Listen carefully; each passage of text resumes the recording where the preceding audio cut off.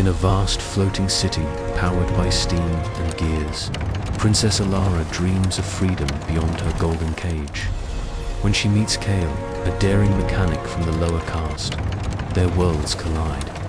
Together, they uncover forbidden blueprints and ignite a rebellion that could either save their city or bring it crashing from the skies. Princess Elara's day began much like the countless ones before it, within the confines of her lavish chamber, encased by towering golden walls that gleamed under the soft morning light. The floating city, a marvel of steam and iron, hovered high above the clouds, its intricate gears and pistons humming in the distance like a giant mechanical beast breathing life into the skies. Yet for Elara, it was less a symbol of freedom and more a gilded cage. Each morning, she awoke to the same rigid expectations, appearances to maintain, lessons on governance to endure, and a life dictated by the caste into which she was born. Today, however, her spirit stirred with a restless energy, while the world outside her window shimmered with the steam and brass of the upper caste. Elara's gaze was fixed on the delicate blueprints spread before her on an oak desk, blueprints that whispered of gears, pistons, and the possibility of flight. The intricate designs were forbidden knowledge, remnants of a forgotten era when the city's ancient engines once soared freely. Her fingers traced the lines with reverence, heart pounding with secret hope. "Princess, your morning audience awaits." A soft voice interrupted her reverie. It was Mira, her loyal handmaid, who had grown accustomed to the princess's quiet defiance. Elara sighed, folding the precious papers carefully before tucking them beneath a stack of royal decrees. "Very well," she replied, smoothing her silver hair and donning the elegant but restrictive gown that marked her status. Down in the lower levels of the city, the world was a stark contrast. Here, soot stained every surface, and the clanking of machinery echoed through narrow alleys. Kael wiped the grime from his brow as he leaned over a sputtering engine, his hands deftly adjusting the gears and valves. The air was thick with the scent of oil and steam, and the bitter chill of metal against skin was a constant companion. This was the life of the lowest caster, life of grit, invention, and survival. "You're pushing it too hard," muttered Joran, his broad-shouldered friend, as he approached with a wary glance. "The council's been stepping up patrols. They're hunting rebels and mechanics like us." Kael shot him a determined look.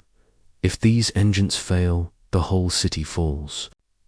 We don't have the luxury of fear." Back above, the rigid caste system was enforced, not only by law, but by the invisible walls of tradition and expectation. Lady Isolde, the princess's stern advisor, embodied this unyielding order. Her sharp eyes missed nothing as she reminded Elara of her duties and the dangers of straying from the path laid out for her. "The city depends on stability," Lady Isolde warned during a morning council meeting. "Your role is to uphold it, not to question it." Elara's heart clenched.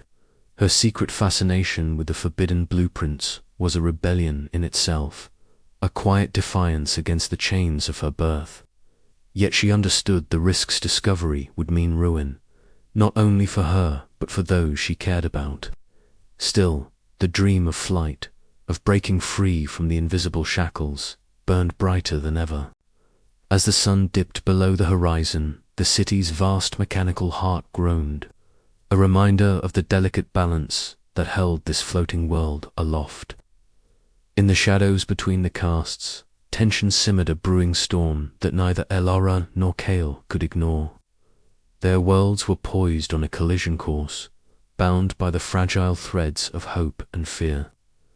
Elara's silver eyes flicked to the sealed door of her chamber beyond. It lay a life of golden chains. But within her, the spark of rebellion flickered, promising that one day those chains might shatter. Kael's hands tightened on the engine's controls, a silent vow to keep the city flying no matter the cost. And somewhere in the heart of the floating city, the gears of fate began to turn. The workshop was a sanctuary carved out of the sprawling lower city, a tangled nest of metal and steam where Kael could breathe free. The air here was thick with the scent of oil and hot iron, a sharp contrast to the perfumed halls and polished floors of the upper caste. Kael's hands moved swiftly, fingers steady despite the grime that coated them. He adjusted a tiny cog within a larger mechanism, the ancient flying engine that had once kept the floating city aloft in its prime. Each turn of the gear sent a ripple through the machine's intricate heart, a pulse of life rekindled by his touch. "You're at it again," came a familiar voice from the shadows. Joran emerged, his broad frame silhouetted by the flickering light of a gas lamp. His oil-stained hands rested on his hips, eyes sharp and calculating. Kael didn't look up immediately. "It's not just repair," he said. "It's a blueprint for freedom." Joran grunted. "Freedom's a dangerous thing to chase in these parts. The council keeps a tight grip on the skies and the people beneath them."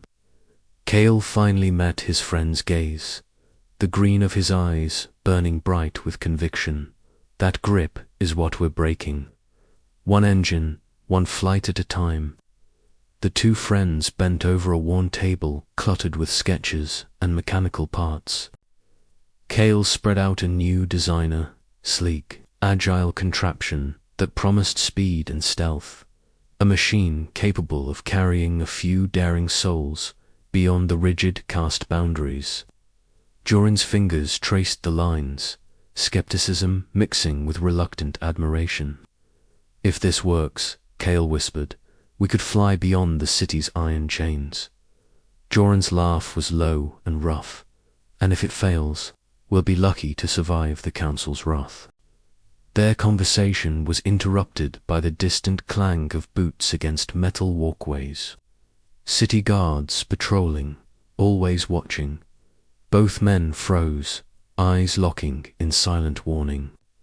The rebellion lived in shadows, and every step outside their workshop echoed with risk. As the guards passed, Kael's mind raced. He thought of the stories his mother once told. Before the accident that claimed her and left him orphan stories of endless skies and boundless dreams. Those tales were the fuel that kept his spirit alight even in the darkest hours. "Joran," Kael said quietly, "we're not just fixing machines, we're fixing our future." Joran nodded, but the weight of the city's caste system pressed heavily on them both.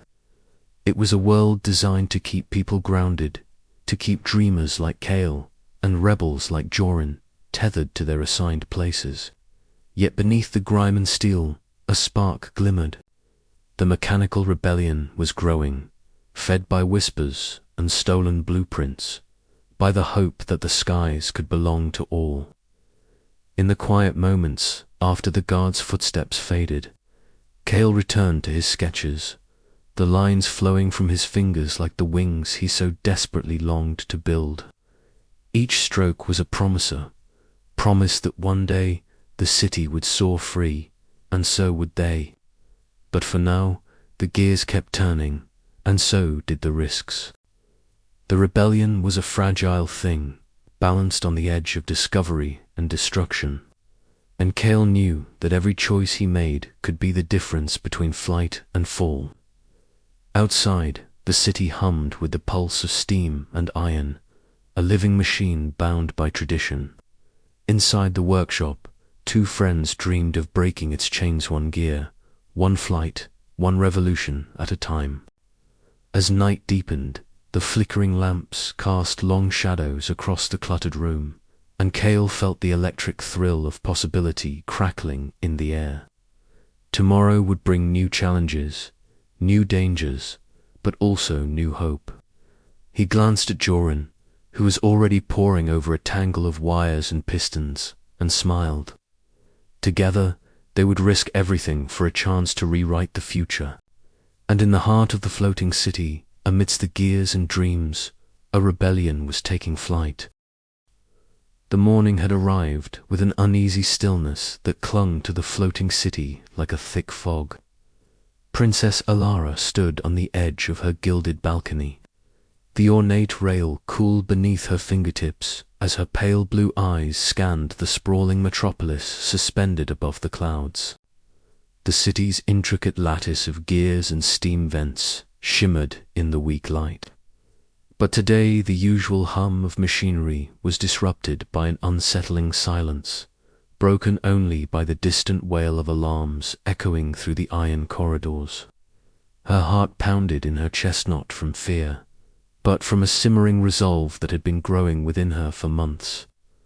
The rigid caste system that dictated every breath she took had begun to feel less like protection and more like a prison. And now, with the city's very stability threatened by failing engines, the cracks in this gilded cage were impossible to ignore. Below, in the labyrinthine underbelly of the city, Kael wiped the sweat from his soot-streaked brow as he crouched beside a sputtering steam vent. The hiss of escaping steam filled the air, sharp and urgent, as if the city itself was gasping for breath. His lean fingers worked deftly, tightening bolts and adjusting valves with practiced precision. Around him, the lower caste's gritty reality unfolded in every oily surface and flickering gaslight. "Come on, hold together," he muttered, voice rough with exhaustion but steady with determination. Kael's thoughts were interrupted by the distant clang of boots approaching. He glanced up to see a shadow falling over the vents, opening a tall figure draped in flowing fabrics, unmistakably out of place in the grime and grit of the lower city. Princess Elara. She had slipped away from the royal palace, guided by her secret fascination with the machinery that kept their city aloft. Her silver hair caught the faint glow of the vent's steam, her pale blue eyes wide with a mixture of awe and concern. "What are you doing here?" Kael's voice was sharp, suspicion lacing every word. Nobles didn't wander into the lower caste without guards and, certainly, not alone. Elara met his gaze, steady despite the tension. "I need to understand. The city is failing, and I can't sit idle while it falls apart." Kael's jaw tightened. "You don't know what you're getting into. This isn't a place for the likes of you." She stepped closer, undeterred. "Neither is your world, Kael, but if we don't act, we all fall." Their eyes locked, the weight of unspoken truths and burning questions hanging between them. The rigid lines of caste and privilege blurred as the city groaned beneath their feet, demanding unity in a time of fracture. Suddenly, a sharp whistle pierced the air. Captain Selwyn's voice echoed from the shadows, commanding order with unwavering authority. "Princess Elara, return at once. This is no place for you." Elara hesitated, torn between duty and the dawning realization that her future and the city's lay beyond the golden walls. "I won't leave," she declared, voice firm. "Not until I understand a quick glance with her, an unspoken agreement forming in the space between them. The city was breaking, and so too were the barriers that had kept their worlds apart. Together they turned toward the failing steam vent, beginning a collaboration that neither could have anticipated but both desperately needed. As they worked side by side, the hiss of steam and clatter of gears became a symphony of hope, a fragile promise that perhaps, from these fractures in the sky, something new could be born. But the path ahead was fraught with danger. Every secret they uncovered, every alliance they forged, would test their courage and challenge the order that had ruled the floating city for generations. And as the sun dipped below the horizon, casting long shadows over the iron spires, Elara and Kael faced a question that would shape their destinies. Could they trust each other enough to rewrite the rules of a world built on division? The answer would come with the rising storm and the ticking heart of the city itself. The heavy clank of metal echoed softly in the dim workshop as Princess Elara and Kael leaned close over the massive, rusted flying engine. The scent of oil and steam mixed with the faint metallic temps of aged brass, surrounding them in a cocoon of whispered purpose. Elara's pale blue eyes, usually so composed beneath her silver hair, flickered with a rare spark of curiosity and determination. Kael's soot-streaked face was drawn tight with focus, his dark green eyes tracing the intricate gears and pistons as he explained. The delicate mechanics that had kept the city aloft for centuries. If we can restore the pressure valves here, Kael murmured, pointing to a corroded segment, the engine might regain enough power to stabilize the city's flight. But it needs parts no one in the upper caste has seen for decades. Elara nodded slowly, her fingers brushing over the ancient blueprints spread out on a nearby table. I've studied these in secret, she admitted softly, hoping to understand what keeps our city in the sky. But knowledge alone won't fix the flaws it needs, hands willing to act. A sudden noise beyond the workshop door made them both freeze. Elara's heart pounded in her chest. The risks of discovery were immense. The caste system was a rigid barrier, and their alliance a dangerous breach. Yet, in this shared clandestine moment, the weight of their separate worlds seemed to dissolve, replaced by a fragile bridge of trust.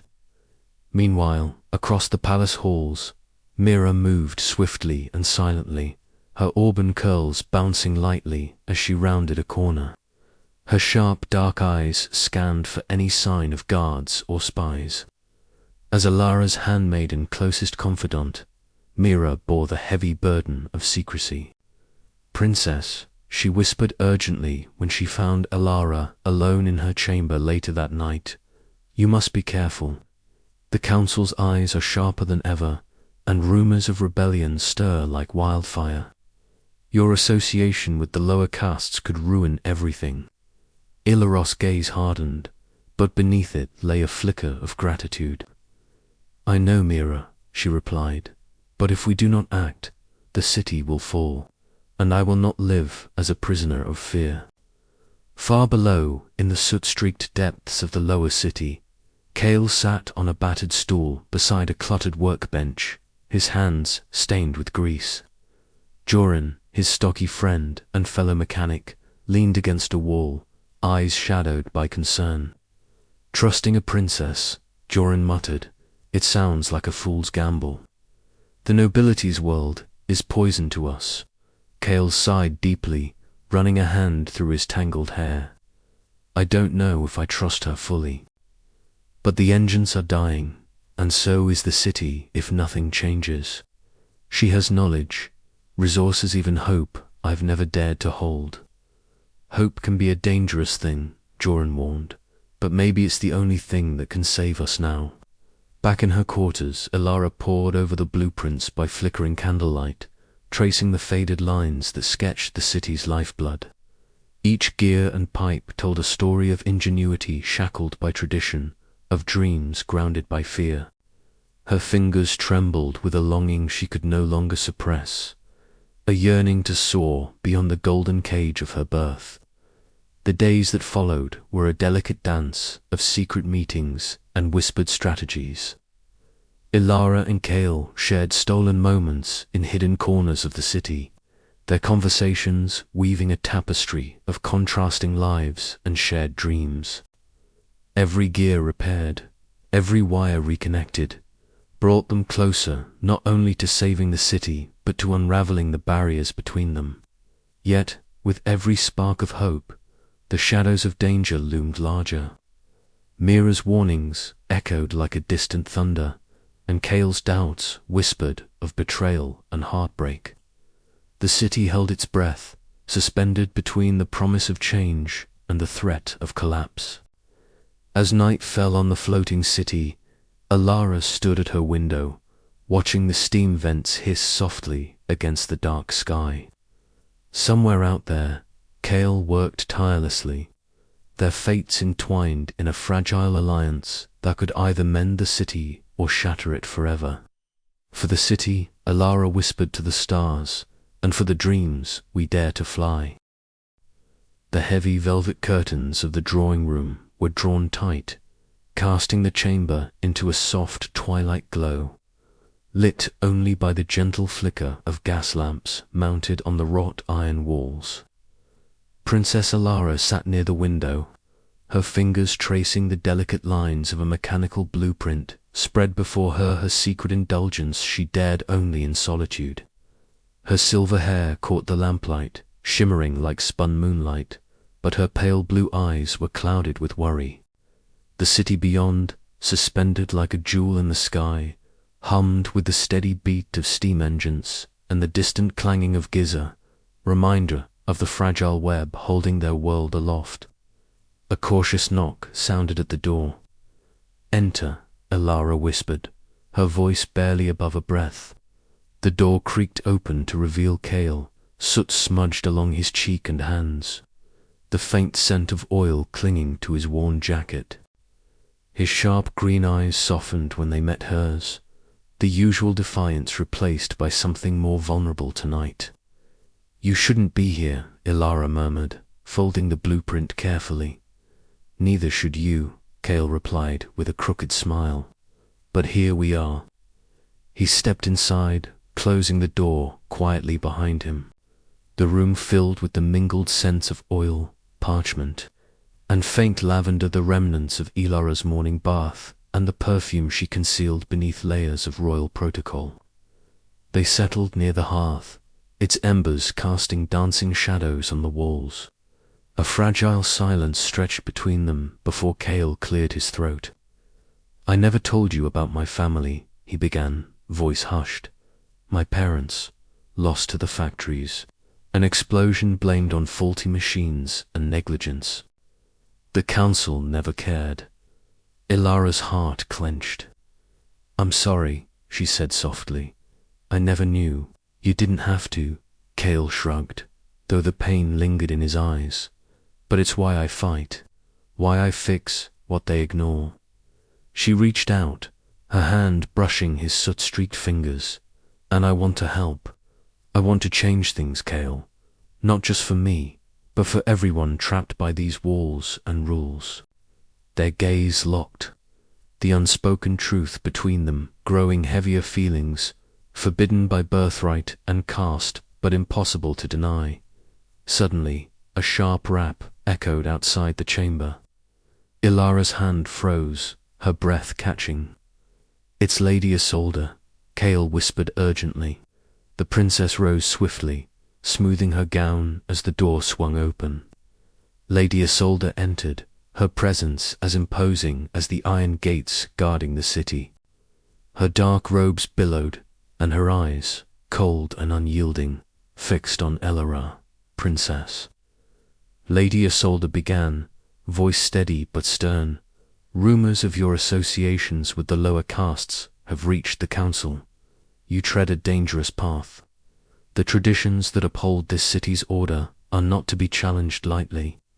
Elara squared her shoulders. "I am aware of the risks, my lady, but change is necessary. The people suffer under the current order. Naivety will be your downfall," Lady Isolde warned. "Your duty is to preserve the crown's legacy, not to fraternize with rebels and mechanics." With a final, piercing look, the advisor turned and left, the door closing with a chilling finality. Alone again, Elara sank onto a cushioned bench, the weight of her double life pressing down. Kael knelt beside her, his voice gentle. "You're braver than you know." Days later, beneath the labyrinthine network of pipes and steam vents, whispers of rebellion stirred. In a dimly lit workshop, cluttered with gears and half-finished contraptions, a small group gathered, voices low but charged with urgency. Among them, Kael and Joran exchanged plans, their eyes flickering with a fierce hope. The council's grip is slipping, Joran said. If we strike now, we can force their hand. Kael nodded, then glanced toward a shadowed alcove where Elara had once dared to meet him. It's a risk, he admitted, but it might be the only way. Back in the palace, Myra slipped through the corridors, her small frame and quick steps allowing her to move unnoticed. She found Elara in a quiet alcove and pressed a folded note into her hand. This came from the lower sectors, Myra whispered, eyes shining with fierce loyalty. They're ready to act. You must be careful. Elara unfolded the note, her heart pounding as the words revealed the rebellion's growing momentum and the urgency of their cause. That night, as the city's gears turned and the stars shimmered beyond the floating spires, Elara and Kael met once more in secret. Their hands intertwined, they shared a promise to fight not just for their love, but for a future unbound by caste and fear. But the path ahead was fraught with danger, and every whispered secret, every stolen glance, could ignite a storm that might tear their world apart. As the first tendrils of dawn crept over the horizon, Elara's resolve hardened. The princess who once lived in a golden cage was beginning to spread her wings, daring to dream of a sky where love and freedom soared together. The narrow alleyways of the lower city whispered secrets of rusted gears and whispered rebellion as Kael led Elara through the labyrinthine streets. The air was thick with the scent of oil and coal smoke, a stark contrast to the perfumed corridors of the upper caste she was used to. Her heart pounded not just from the unfamiliar surroundings, but from the weight of what lay ahead. Almost there, Kael murmured, his voice a low rumble that mingled with the distant clatter of machinery. His soot-streaked face held an intensity that both comforted and unsettled her. They paused before a heavy iron door, its surface scarred by years of use. Kael produced a small key from his pocket, the metal cold against her palm as he handed it over. The lock clicked open, revealing a dimly lit workshop cluttered with tools, gears, and stacks of brittle blueprints. Inside, an old man sat hunched over a workbench, spectacles perched precariously on the bridge of his nose. His white hair was wild, and his hands trembled slightly as he adjusted a delicate gear. Old Tom, Kael greeted respectfully. This is Elara, she's come to learn. The elder inventor's eyes, sharp despite their age, flicked up to meet hers. A princess who dares to touch the machines of the city, he said with a hint of a smile. You're braver than most. Elara swallowed her nerves, stepping deeper into the workshop. She was surrounded by relics of a forgotten era, intricate models of flying machines, detailed schematics, and the faint hum of an ancient engine resting silently in the corner. These blueprints, old Tom began, unrolling a large sheet on the table, hold the key to restoring the city's engines. Without them, our rebellion is blind. Kael leaned in, tracing the lines with a calloused finger. If we can rebuild these, the city could fly again free from the constraints of caste. Elara's eyes widened. The idea was intoxicating. Flying not just as a privilege of birth, but as a right for all. But the hope was tempered by the realities outside this workshop. Voices echoed beyond the walls, fierce debates among the rebels. Joran's voice rose in argument, his broad frame tense with frustration. We can't trust the nobles, he snapped. Any alliance with them risks everything. Kael's jaw tightened. Elara is different. She wants change.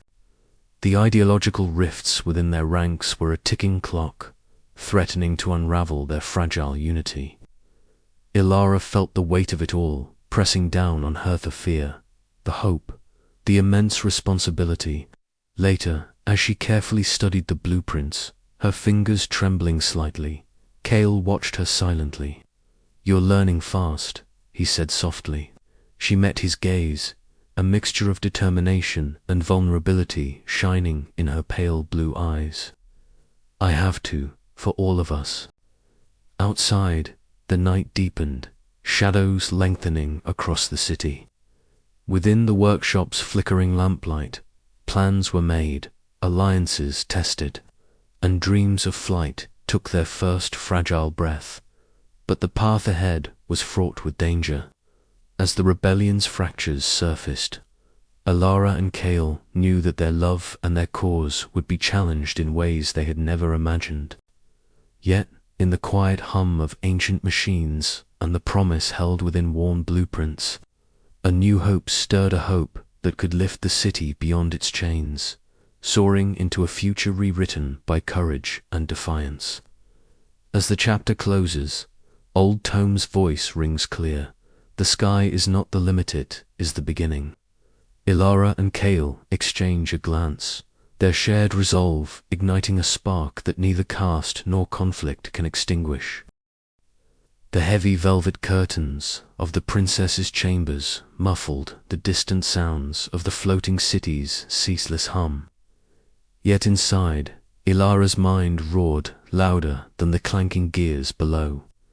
She sat at her polished oak desk, strewn with mechanical blueprints and sketches she had dared to study in secret. Her fingers traced the intricate lines of an ancient flying engine, a machine that seemed more myth than reality to most of her caste. The soft glow from the oil lamp cast flickering shadows across her pale blue eyes, which now shimmered with a mixture of guilt and longing. Every moment she spent here, hidden away, was a rebellion against the gilded cage she was born into. Yet the weight of her privilege pressed down upon her like the city's iron backbone. How could she, a princess raised in luxury and isolation, dare to dream of flight when others barely survived beneath the clouds? This question gnawed at her heart, especially as her thoughts wandered to Kael. Kael, the sky mechanic whose soot-streaked face and sharp green eyes haunted her dreams. Their secret meetings, stolen between the city's faltering steam vents and rusted gears, had ignited something fierce and forbidden within her. But with every passing day, her guilt grew heavier.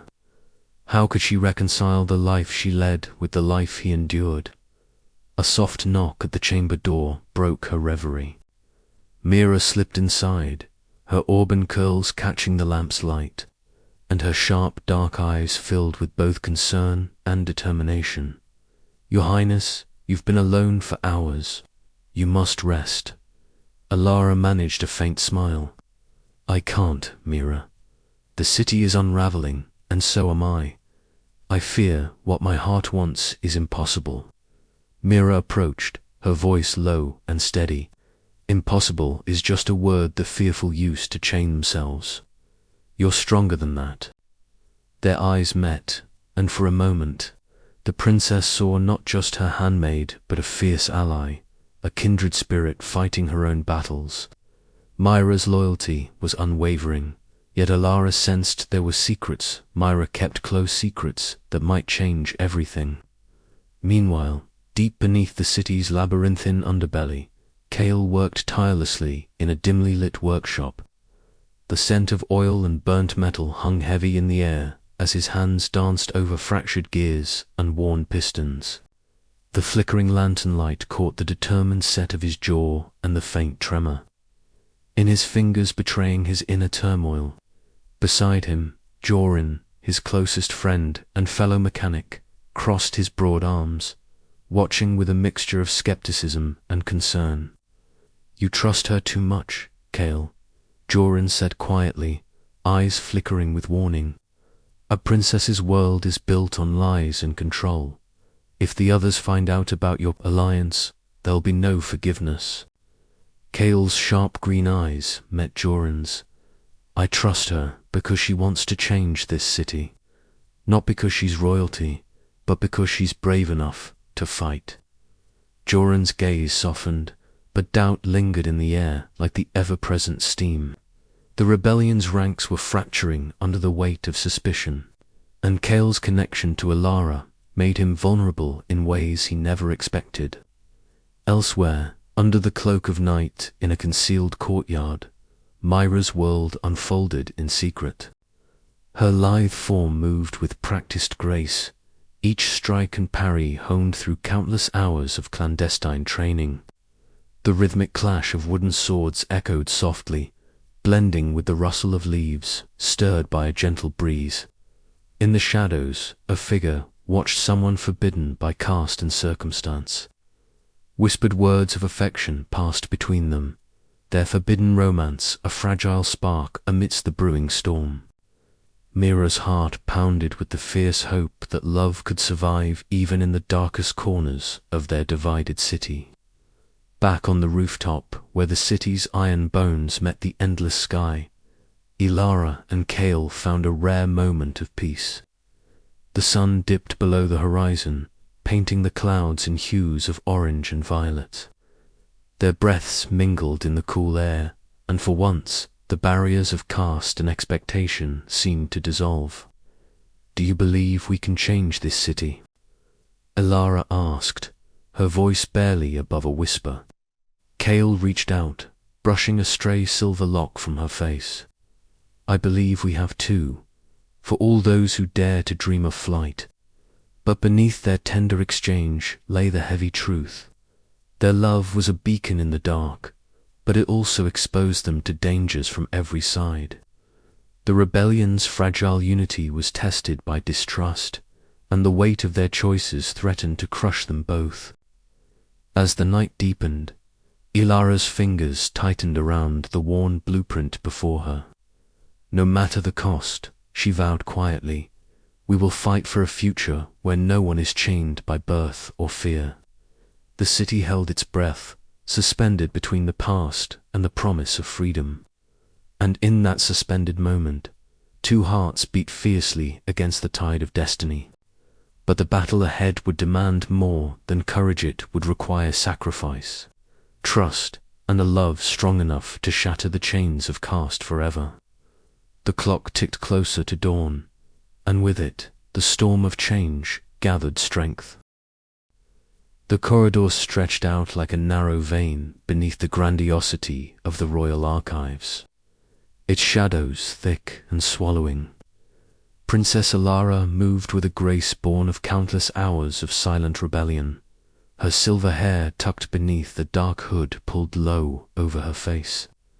The cold stone walls pressed in, the faint scent of mildew and parchment filling the stale air as she stepped lightly, every footfall muffled by soft-soled slippers.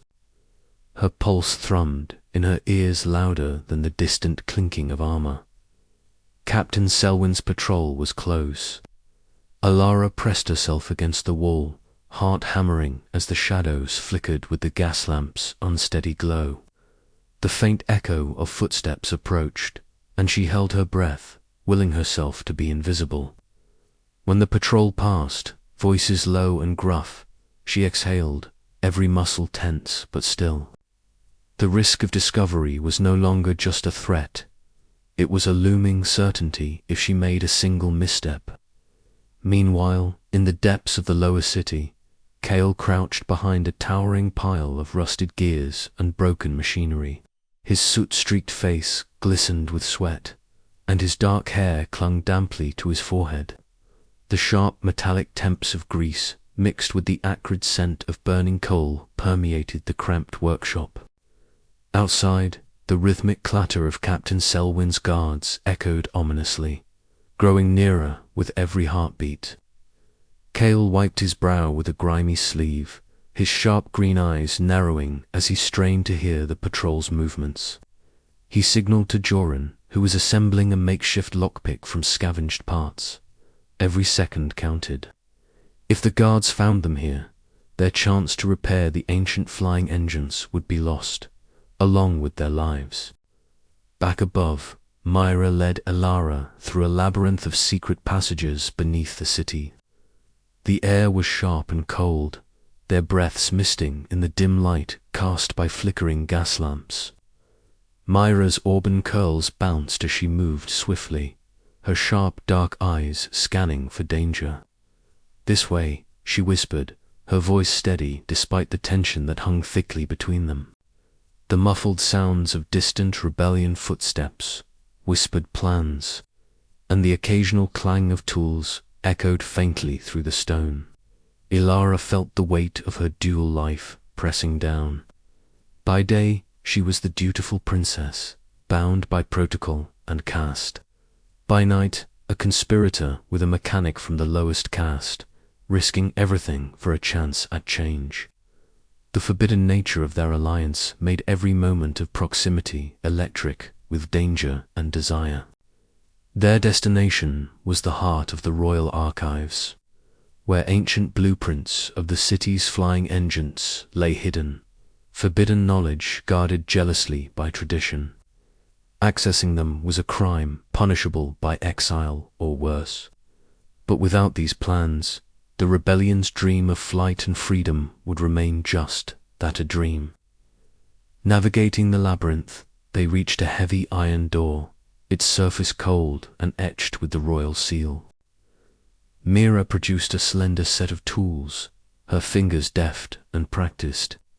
The lock clicked softly, and the door creaked open to reveal the dimly lit room beyond, walls lined with shelves overflowing with dusty tomes and brittle scrolls. Elara stepped inside, her pale blue eyes scanning the shelves until they found the desired stack of rolled parchments tied with faded red ribbons. She carefully unrolled one onto a broad wooden table, the yellowed paper crackling softly. The intricate lines and delicate gears depicted seemed almost alive, whispering secrets of a forgotten era. Kael's voice broke the silence, low and full of awe. "This is it, the key to the engines that can lift us all beyond these walls." Their hands brushed over the blueprints, a spark passing between them that was as much about hope as it was about the risk they shared. But the danger was far from over. Outside, Captain Selwyn's suspicions were growing. His patrols had become more frequent, his gaze sharper, and his loyalty to Lord Varric unwavering. Yet beneath that stern exterior, a flicker of doubt simmered. That night, the city itself seemed to hold its breath. The caste lines that divided its people were blurring, if only for a moment, in the shared dream of flight and freedom. Elara and Kael, caught between worlds, knew that every secret meeting, every stolen blueprint brought them closer to either salvation or ruin. As they retreated through the hidden passages, the sound of guards' boots echoed faintly behind them, a reminder that the city's watchful eyes were never far away. Their mission had succeeded, but the cost was clear. The boundaries they crossed were no longer just physical, but deeply personal, threatening to expose their love and shatter the fragile hope they fought to build. Ilara's mind raced with possibilities and fears. How long could they evade detection? How many more risks could they take before the walls closed in? Yet beneath the fear was a fierce determination, a defiant hope that together they could rewrite the rules of a world that had long held them captive. As dawn crept over the horizon, painting the floating city in hues of gold and rose, Elara and Kael parted with a silent promise to keep fighting, to keep dreaming, and to keep crossing the boundaries that sought to keep them apart. But the city was changing, and with every crossing of lines forbidden, the cost of their rebellion edged closer. Captain Selwyn's gaze lingered longer in the shadows, and Lord Varric's grip tightened. The next move would decide everything. And so, beneath the gears and steam, beneath the golden cages and soot-streaked skies, two hearts dared to beat as one, risking everything for a future where love and freedom might finally take flight. The library was a sanctuary of shadows and whispers, a world apart from the gilded halls and polished floors of the palace. Princess Elara moved with a careful grace, her pale blue eyes scanning the rows of ancient tomes and faded scrolls. The scent of aged paper and leather filled the air, mingling with the faint hiss of steam pipes hidden behind the walls. Tonight, she was not a princess confined by etiquette or expectation. She was a seeker of truths long buried. Her fingers traced the carved wood of her mother's desk, worn smooth by years of use and secrecy. Elara's heart beat faster as she discovered the subtle seam of a hidden compartment, expertly concealed from prying eyes. With a soft click, the compartment revealed itself, yielding a trove of yellowed letters and intricate mechanical sketches. She unfolded the fragile papers with reverence. The ink faded, but the words still vivid.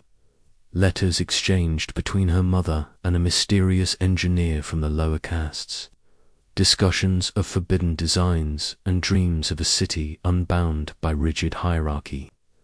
Elara's breath caught as she realized her mother had quietly defied the caste system, advocating for a future where flying was not a privilege reserved for the elite but a right shared by all. Questions flooded Elara's mind. How much had she inherited from this hidden legacy? What did it mean for her own path?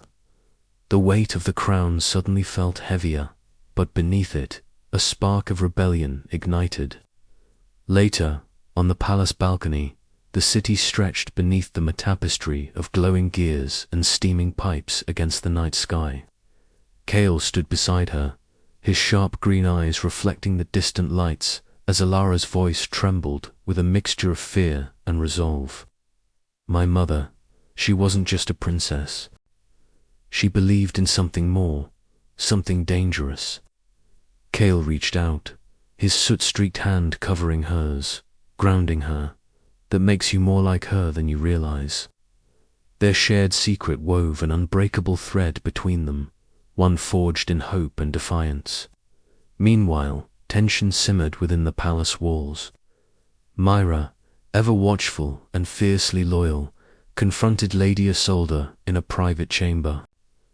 The air crackled with unspoken threats as Myra defended Elara's growing doubts and the stirrings of rebellion.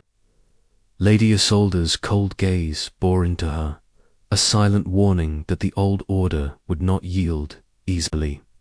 Back in her chamber, Elara faced her reflection. Slowly, deliberately, she removed the insignia of her rank, the delicate silver crest pinned to her chest-stand. Let her silver hair cascade freely over her shoulders. The image that stared back at her was no longer just a princess. She was a woman poised on the edge of transformation, caught between duty and desire, tradition and revolution. As dawn approached, Elara's resolve hardened. The legacy of her mother was not a burden to bear in silence, but a beacon to guide her steps. The path ahead was fraught with danger, but with Kael beside her and the truth to fuel their cause, she was ready to challenge the world that sought to keep them apart.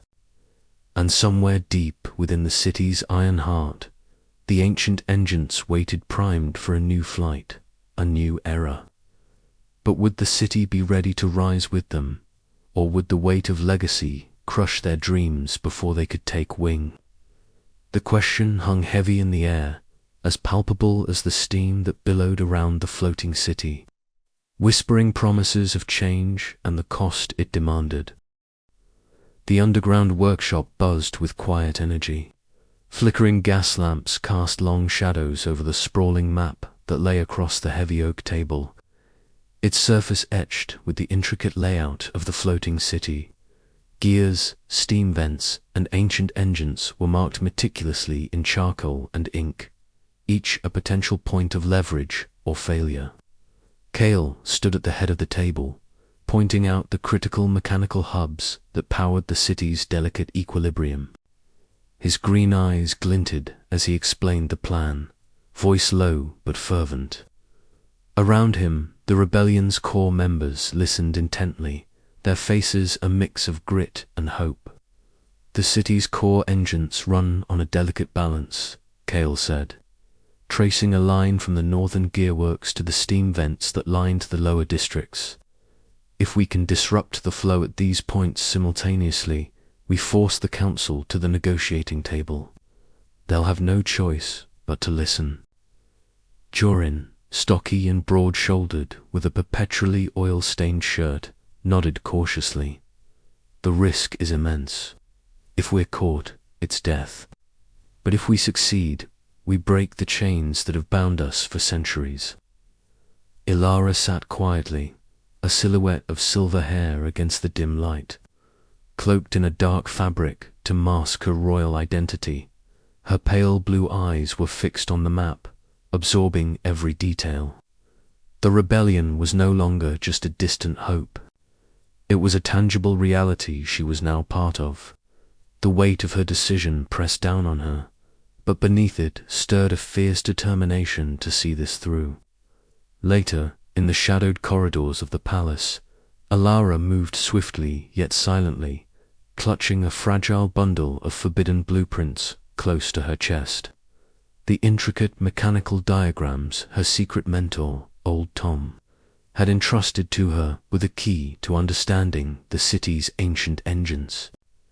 Every step echoed softly against the stone walls, her heart thundering louder than her footsteps. If this gets out, she whispered to herself, the words barely audible. But there was no turning back now. She was ready to risk everything for the chance to ignite change.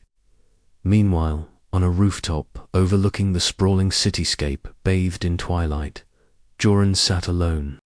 His jaw tightened as memories surged unbidden, his parents lost in a factory accident, caused by the city's neglect and caste-driven disregard. The bitter taste of revenge warred within him against the fragile hope that Elara and Kael represented. This has to be more than just vengeance, he muttered, watching the gears turn beneath the glowing lanterns of the lower districts. It has to be real change. In a hidden courtyard far below, Mira practiced her combat drills with relentless focus. Each movement was precise, every strike practiced until it was second nature. The auburn curls framing her face caught the golden light of the setting sun, her sharp dark eyes ablaze with a steely courage that belied her small stature. We fight not just with machines, but with our own strength, she told herself, the distant sounds of the city a steady pulse in the background. As the night deepened, the rebels gathered once more to finalize the strike. Plans were set, roles assigned Elara and Kael prepared to lead the critical sabotage of the ancient engines, their bond growing stronger with the shared risk. The air was thick with anticipation and the unspoken fear of what failure might bring. This night, Elara said, voice steady despite the tremor beneath, we reclaim our city. Not just for us, but for everyone who's been silenced by the caste system. Kael reached out, his soot-streaked hand covering hers. Together, he promised. The coordinated strike was no longer a hope, it was a looming storm. And beneath the city's ticking gears and hissing steam, hearts beat in defiant unison, ready to rewrite the future. But the question lingered in the shadows. Would their daring gamble shatter the city's fragile balance or finally set it free? The night held its breath, waiting. As the first whispers of dawn crept over the horizon, Elara glanced toward the western sky, silver strands catching the early light. She knew the path ahead was fraught with peril, but in her chest a fierce flame burned brighter than ever. The engines of change were set in motion, and there was no turning back. The day began with the low hum of the city's ever-turning gears, a constant reminder of the vast machine that kept their world afloat. In the bustling corridors of the lower markets, Mira moved like a shadow, her auburn curls tucked beneath a faded scarf. The scent of fresh bread mingled with the metallic temps of the workshop fumes, and vendors shouted over the din, vying for attention. Myra's sharp eyes scanned the crowd. searching for the artisan who had promised information vital to the rebellion's next step. She found him near a cluttered stall, an anxious man whose fingers twitched with nervous energy. Mira approached with practiced ease, her voice a whisper beneath the cacophony. "The council's patrols are increasing near the eastern vents," she told him softly. "We must warn the others." The artisan nodded, sliding a small folded note into her palm with trembling hands. Mira's heart raced not from fear, but from the weight of responsibility. Every piece of intelligence she gathered was a thread in the fragile web that held the rebellion together. A single misstep could unravel everything. Meanwhile, far above the market's grime and bustle, Elara sat cross-legged in the dim light of old Tome's secluded workshop. The scent of oil and aged wood wrapped around her like a secret cloak. The elder inventor's voice was calm but firm as he guided her hands over a delicate gear assembly, his weathered fingers steady despite their age. "Feel the rhythm," old Tom said. "Each cog, each spring, it's a dance. You must learn to listen to the machines as you would to a friend." Elara's pale blue eyes narrowed in concentration. The delicate balance of metal and motion fascinated her. For so long, she had been confined to the golden halls of the palace, her world one of silk and ceremony. Yet here, amid the clatter of tools and the hiss of steam, she found a rhythm that matched her heartbeat. Days passed in this secret tutelage. Old Tom imparted not only technical knowledge, but stories of the city's long-lost flying machines, relics of a freer age. Each lesson ignited a spark of defiance within Elara's soul. She was no longer content to be a passive figurehead bound by tradition. She yearned to wield power of her own making. One evening, at sunset, Elara ascended to the rooftop of the workshop. The sky stretched wide and endless above the floating city, painted in hues of amber and rose. The wind tugged at her silver hair, carrying with it the faint whistle of distant engines and the promise of flight. She closed her eyes, imagining the feel of wings beneath her, the thrill of soaring beyond caste and convention. Her heart pounded with quiet exhilaration, silent vow to herself that she would fight for the freedom to chase those dreams. Back in the palace, Myra returned with the folded note clutched tightly in her fist.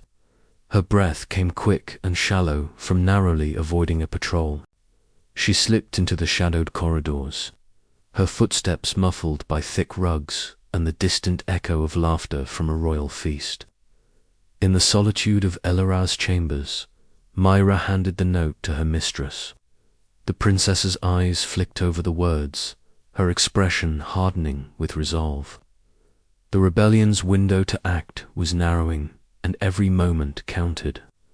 "We must be careful," Elara murmured, "but I will not stand by while our city crumbles beneath the weight of its own chains." The night deepened around them, a veil that hid secrets and schemes alike. But beneath the surface, the tide of change was rising slowly, quietly, but with unstoppable force. As Elara prepared for another day of secret lessons and covert meetings, a question lingered in her mind. How could she reconcile her royal duties with the dangerous path she had chosen? Each step forward carried peril, yet also the promise of a future reshaped by courage and love. The city's gears turned relentlessly, and so too did the hearts of those who dared to dream of freedom. The grand hall was colder than usual that morning, its vast iron pillars casting long shadows beneath the stained glass windows that filtered sunlight into muted colors. Lord Varric stood at the center of the room, his tall figure draped in dark, ornate military attire that seemed to absorb the light around him. His cold grey eyes scanned the faces of the ruling council, each member seated stiffly in their carved chairs, awaiting his decree. "The city teeters on the edge," Varric announced, his voice low but laced with iron. The rebels grow bolder, and their acts of sabotage threaten not just the stability of our machines, but the very order we have built. Effective immediately, patrols will double. Any suspected insurgents will be brought before the council and dealt with swiftly. There will be no mercy for those who endanger our home. A heavy silence followed, broken only by the metallic clank of boots as guards stationed outside echoed through the stone corridors. The message was clear. The iron grip would tighten. Far below the gilded chambers, the city's lower levels buzzed with unease. Captain Selwyn stood on a high balcony overlooking the sprawling maze of pipes, gears, and flickering lanterns. The twilight sky above framed the floating city like a shattered jewel suspended in the clouds. Selwyn's face, usually stern and unreadable, was shadowed now with uncertainty. The distant murmur of protests, punctuated by shouts and the occasional clash of metal on metal, drifted up from the streets. He had sworn loyalty to Lord Varick, yet the escalating violence weighed on him. Each order to suppress dissent pressed on his conscience, stirring a conflict that threatened to unravel the steadfast soldier beneath the uniform. Meanwhile, in a crammed workshop hidden beneath the city's venting steam pipes, Elara and Kael met again under the cloak of darkness. The air smelled of oil and scorched metal, punctuated by the soft hiss of steam escaping from a nearby valve. Flickering lamps cast dancing shadows over scattered blueprints and mechanical parts strewn across cluttered tables.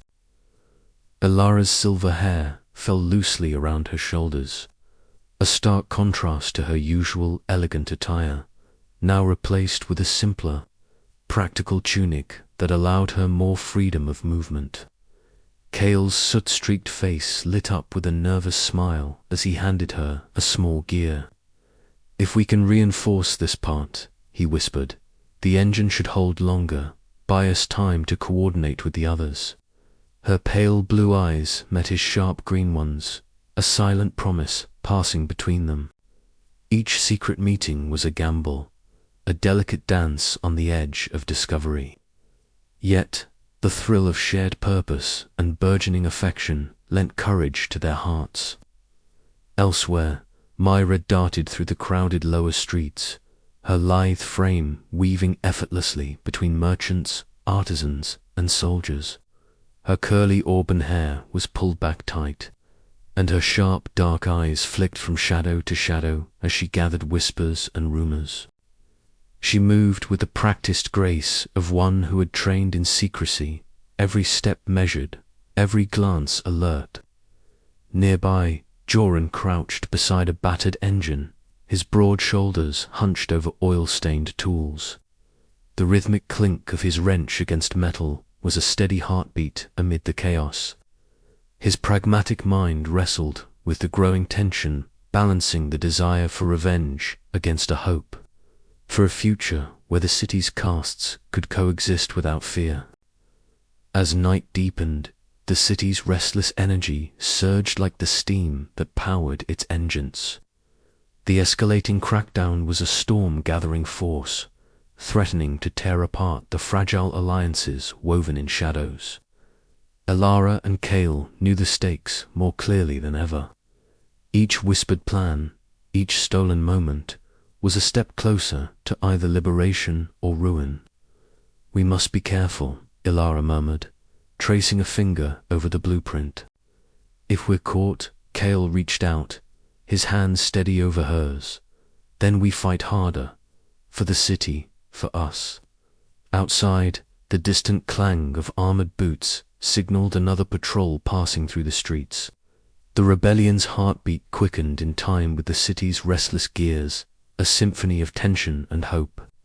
The coming days would demand courage beyond anything they had known, testing the bonds of love and loyalty under the relentless pressure of a city on the brink. And as the first light of dawn crept over the floating skyline, Elara and Kael prepared to face the rising storm, knighted by a dream that refused to be grounded. The underground workshop was cloaked in shadows, the only light coming from a sputtering oil lamp that cast uneven glows on the scattered tools and mechanical parts strewn about. Kael's hands trembled slightly as he unfolded the folded parchment bearing the dreaded news an informant had betrayed the rebellion. His breath caught in his throat as he read the details, locations of secret meetings, names of fellow rebels arrested, plans compromised. The betrayal cut deeper than any wound head suffered in the field. Around him, the faint hiss of steam vents whispered like ghosts. The city's heartbeat now a cruel reminder of their fragility. His sharp green eyes narrowed, scanning the words again. Who had done this? How many lives had been imperiled? Doubt gnawed at him, a poison spreading through the core of his trust. He had always known the risks, but this felt personal. Joran's face flashed in his mind, his steadfast friend who had always been cautious, pragmatic. Kael forced himself to steady his breath, knowing he had to act, but not yet. This was a fracture in their foundation, and if left unchecked, it could tear everything apart. Meanwhile, high above in the opulent council chamber, Elara stood rigid beneath the cold gaze of Lady S. The chamber was bathed in the golden glow of stained glass windows, but the warmth was a cruel contrast to the chill that seeped into Elara's bones. Lady Isolde's voice was low and measured, each word a knife. Princess, your continued association with known rebels jeopardizes not only your standing but the stability of the entire city, she warned, her sharp eyes boring into Elara's. You must choose abandon these dangerous inclinations or face the consequences. Elara's pale blue eyes flashed with defiance, but the weight of her advisor's words settled heavily on her shoulders. The rebellion was no longer just a cause. It was a matter of survival, for herself and for Kael. The pressure to conform, to suppress her true self, was suffocating. Yet, beneath it all, her heart beat with a fierce resolve she had never felt before. At the rebel hideout, Joran returned, his broad shoulders slumped and his oil-stained hands trembling slightly. The cramped space, filled with the scent of grease and metal, felt heavier with the news he carried. Arrests had been made, comrades lost to the cold grasp of the guards. His voice was steady but laced with exhaustion as he recounted the events, the room falling into a heavy silence after his words. We've lost ground, he admitted, swallowing hard. But the fight isn't over. We can't let fear break us. Kael listened, the weight of the betrayal pressing down on him. The rebellion was fracturing, not just from external forces, but from the shadows within. Trust, once a sacred bond, now felt fragile and fleeting. That night, under a blanket of stars and the flickering glow of the floating city's lights, Kael and Elara met atop a rooftop, their sanctuary above the turmoil below. The distant hum of the city's machinery was a constant reminder of the stakes. Their hands found each other's, trembling but resolute. I don't know who to trust anymore, Kael admitted, voice low and rough. Elara squeezed his hand, her silver hair shimmering softly in the moonlight. We have to trust each other. That has to be enough. Their eyes met, vulnerability laid bare amidst the swirling chaos. Despite the broken trust and mounting pressures, a spark of hope flickered between them, fragile but fierce. We'll face this together, Elara whispered. The city below held its breath, caught between the past's iron grip and the uncertain dawn of change. And in that moment, two souls, bound by love and rebellion, vowed to endure, even as the world around them threatened to crumble. But as their secret meeting ended and they slipped back into the shadows, the question lingered how long before the fractures within the rebellion shattered their fragile unity entirely. The battle for the city's soul was far from over, and trust, once broken, was the hardest thing to rebuild. The heavy clang of metal echoed through the cavernous engine chamber, mingling with the sharp hiss of escaping steam that clawed at the stale air. Elara's pale blue eyes narrowed as she leaned closer to the control panel, the flickering lights casting eerie shadows across her carefully composed face. The ancient gears beneath the city groaned in protest, their rhythmic churning now irregular, faltering, threatening the fragile stability of the floating city. Kael stood beside her, his soot-streaked face taut with tension, hands clenched into fists as he absorbed the gravity of the blinking warnings. "It's worse than we feared," Kael muttered, voice low and roughened by exhaustion. "The core engine's degradation has accelerated. If we don't act fast, the whole city could lose altitude or worse." Elara swallowed the rising panic, her fingers tightening round the cold metal railing. "How much time do we have?" Kael's sharp green eyes flicked to the dials again. Days, maybe less. The weight of that reality pressed down on them both, heavier than any chain or royal decree. The city they both called home was unraveling, and with it, the fragile truce between their worlds. Later, in the flickering gaslight of Old Tome's cramped workshop, the elderly inventor spread a map of the city's mechanical heart across his worn worktable. His trembling fingers traced the network of pipes, gears, and engines, pausing at the core. "This engine," Tom whispered, voice crackling like the embers of a dying fire, "was built to last centuries, but it's been pushed to its limits. Accelerated decay comes from years of neglect and sabotage. The caste system's divisions have fractured the care it needs."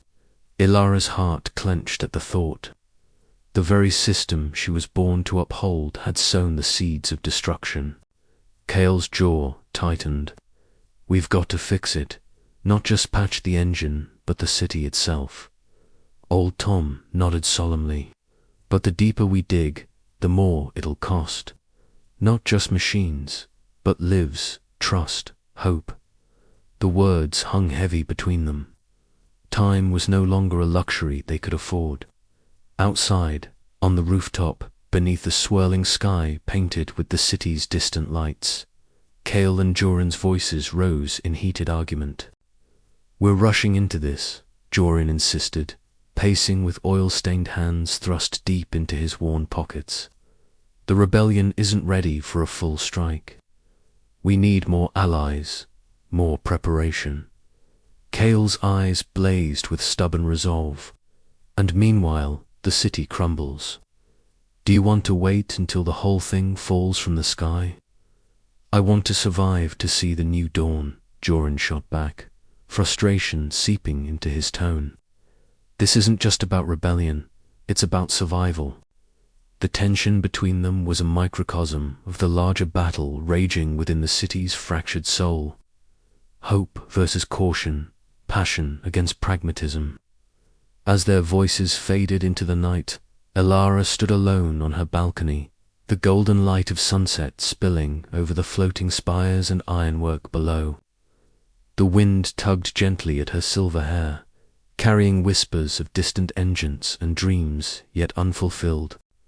She closed her eyes, the weight of her crown feeling less like a symbol of power and more like a burden to bear. "I promise," she whispered to the wind, "I will fight for a city where no one is trapped, where dreams can soar free." Below, the city's heartbeat faltered, but within Elara and Kael, a fierce flame ignited defiant hope against the coming storm. The urgency of the failing engine galvanized their resolve. Each moment lost was a step closer to disaster. Together, they would confront the impossible, knowing the path ahead was fraught with peril but paved with the possibility of a new beginning. Their love, fragile yet fierce, had become the catalyst for change, not just for themselves, but for the floating city hanging precariously among the clouds. And as the shadows lengthened, the city held its breath, waiting for the dawn that only they could bring. The clangs and hisses of the engine chamber remained a constant, a reminder of time slipping away. Elara and Kael pored over blueprints and schematics, mapping out repairs that would require both mechanical genius and political daring. Old Tome's knowledge was invaluable. His stories of the city's forgotten mechanisms, weaving a tapestry of hope even as the threat grew. In quieter moments, Elara's hands trembled as she clutched a worn locket, a relic from her mother, whose own secret past now illuminated the cracks in the caste system. That revelation fueled her determination, yet also deepened her fears about the cost of rebellion. Kael, too, wrestled with his haunted past, the loss of his family a constant shadow, but Elara's presence was an anchor, a light in the fog of uncertainty. Their late-night conversations were laced with whispered dreams and tentative plans, each word a thread stitching their worlds closer together. Yet the city's unrest simmered beneath, the rebellion's ideological divides threatening to splinter their fragile alliance. Joran's cautious counsel clashed with Kael's fiery impulses, while Myra's secret training and forbidden love added new layers of complexity to the impending uprising. The city was a powder keg, and the failing core engine was the fuse. As the chapter closed, the city's fate hung in delicate balance, with Elara and Kael standing at the fulcrum ready to tip the scales, no matter the cost. The catalyst had been struck. The real battle was just beginning. The grand chamber was suffused with a heavy, suffocating silence as Lord Varric's voice shattered the stillness like a hammer striking steel. "This treachery cannot be tolerated," he declared, his cold grey eyes locking onto Elara with a venomous intensity. Around the ornate table, the nobles stirred uneasily, their whispers rising like a gathering storm. The evidence was undeniable. Now the princess and the mechanic, entwined not only in secret meetings, but in a bond that defied the caste laws binding their world. Elara stood at the center, her silver hair a shimmering beacon against the dark wood paneling. Her pale blue eyes, wide with a mixture of fear and defiance, flickered between the faces she once trusted and now saw as enemies. Lady Isolde's steely gaze cut through her like a blade. "Your actions threaten the very fabric of our society," the advisor hissed, her voice cold and unyielding. "You have betrayed your duty, princess." Myra, standing close behind Elara, clenched her fists, the fiery auburn curls framing her determined face. She exchanged a glance with Joran, who leaned against the far wall, his broad shoulders tense and jaw clenched. The rebellion's sanctuary was a world away from the opulence of the royal court, but now it was all they had. Kael's soot-streaked face was set with grim determination as he moved beside Elara, his sharp green eyes scanning the chamber for threats. The oppressive weight of the council's disapproval pressed down on them, but they would not be broken. Not now. The revelations had come swiftly. A clandestine messenger, once trusted, had betrayed their secret meetings. The council's spies had pieced together fragments of overheard conversations and stolen glances, weaving a tapestry of scandal that threatened to unravel the fragile peace of the city. "You will both be detained immediately," Captain Selwyn ordered, stepping forward with the cold efficiency of a soldier bound to duty. Yet even his voice betrayed a flicker of hesitation, a crack in the armor of loyalty. He had seen the truth in their eyes and knew the cost this pursuit would bring. Elara's heart pounded as she whispered to Kael, "We cannot be caught. Not now." Joran stepped forward, voiced low but firm. "The rebellion will protect you, but you must leave this place at once." With hurried movements, they slipped away from the marble floors and gilded walls, descending into the shadows beneath the city. The air grew cooler, tinged with the scent of oil and earth, a stark contrast to the perfumed chambers they had left behind. In the cramped underground tunnel, their hands found each other, fingers interlacing tightly. The weight of their choices pressed heavily, yet within that grasp lay a fierce hope. "We fight for more than ourselves," Elara breathed, her voice trembling with emotion.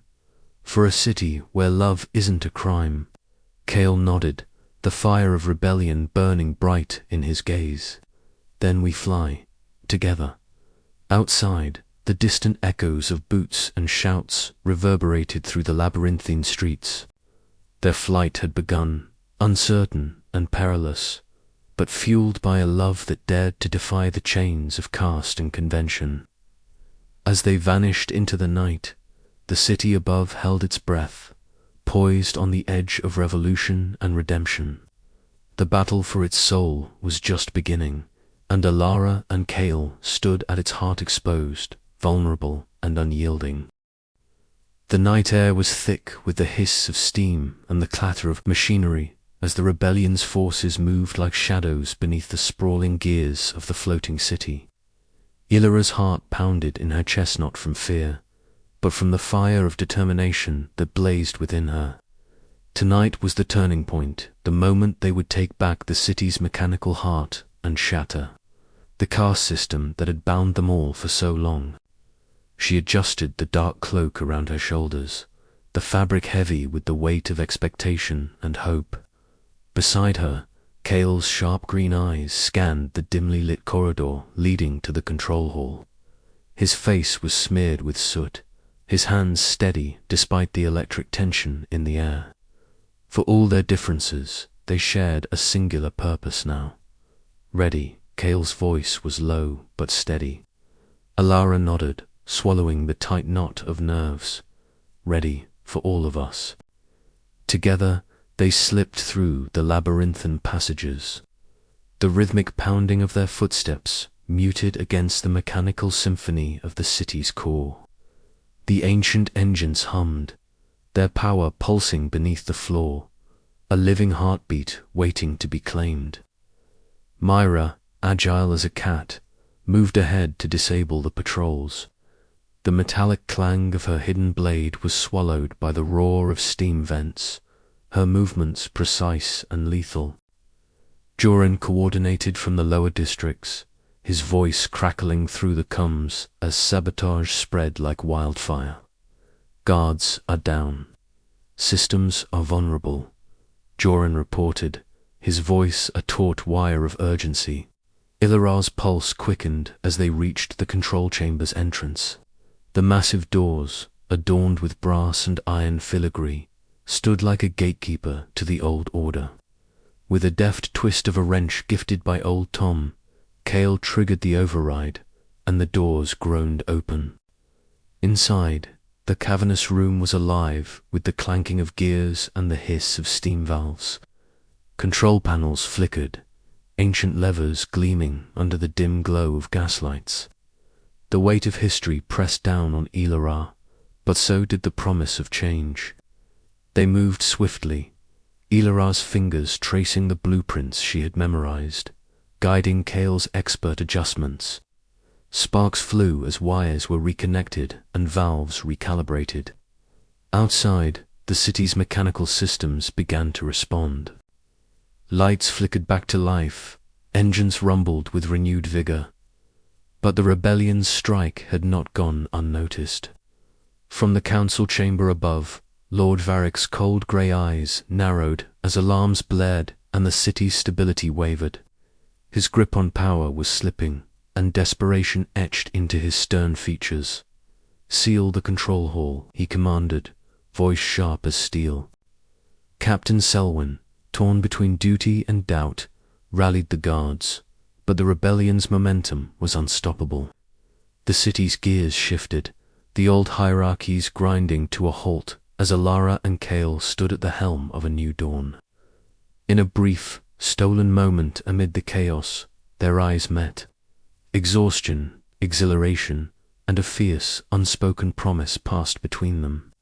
This was more than rebellion, was a flight toward freedom, fueled by love and hope.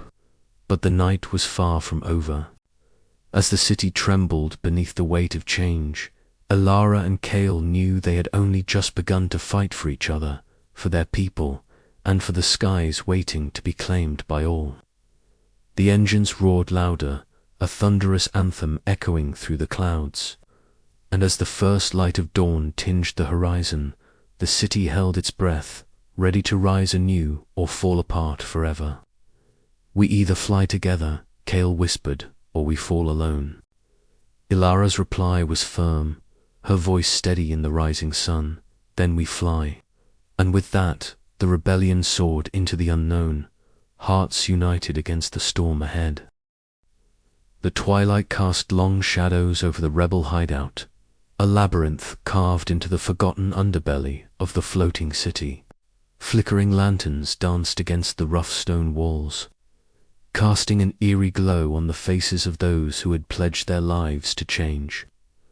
Myra moved silently through the narrow corridors, the weight of her secret pressing down like the heavy steam clouds that cloaked the city above. Her eyes flicked anxiously toward a dim alcove where her lover waited her, soldier from the lower caste whose loyalty to the rebellion was as fierce as her own. "They're tightening the noose," Myra whispered, her voice barely above a breath as she reached for his hand.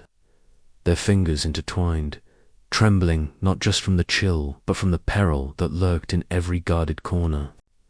Explosions echoed faintly through the city's iron ribs, distant yet ominous, a grim reminder of the stakes at hand.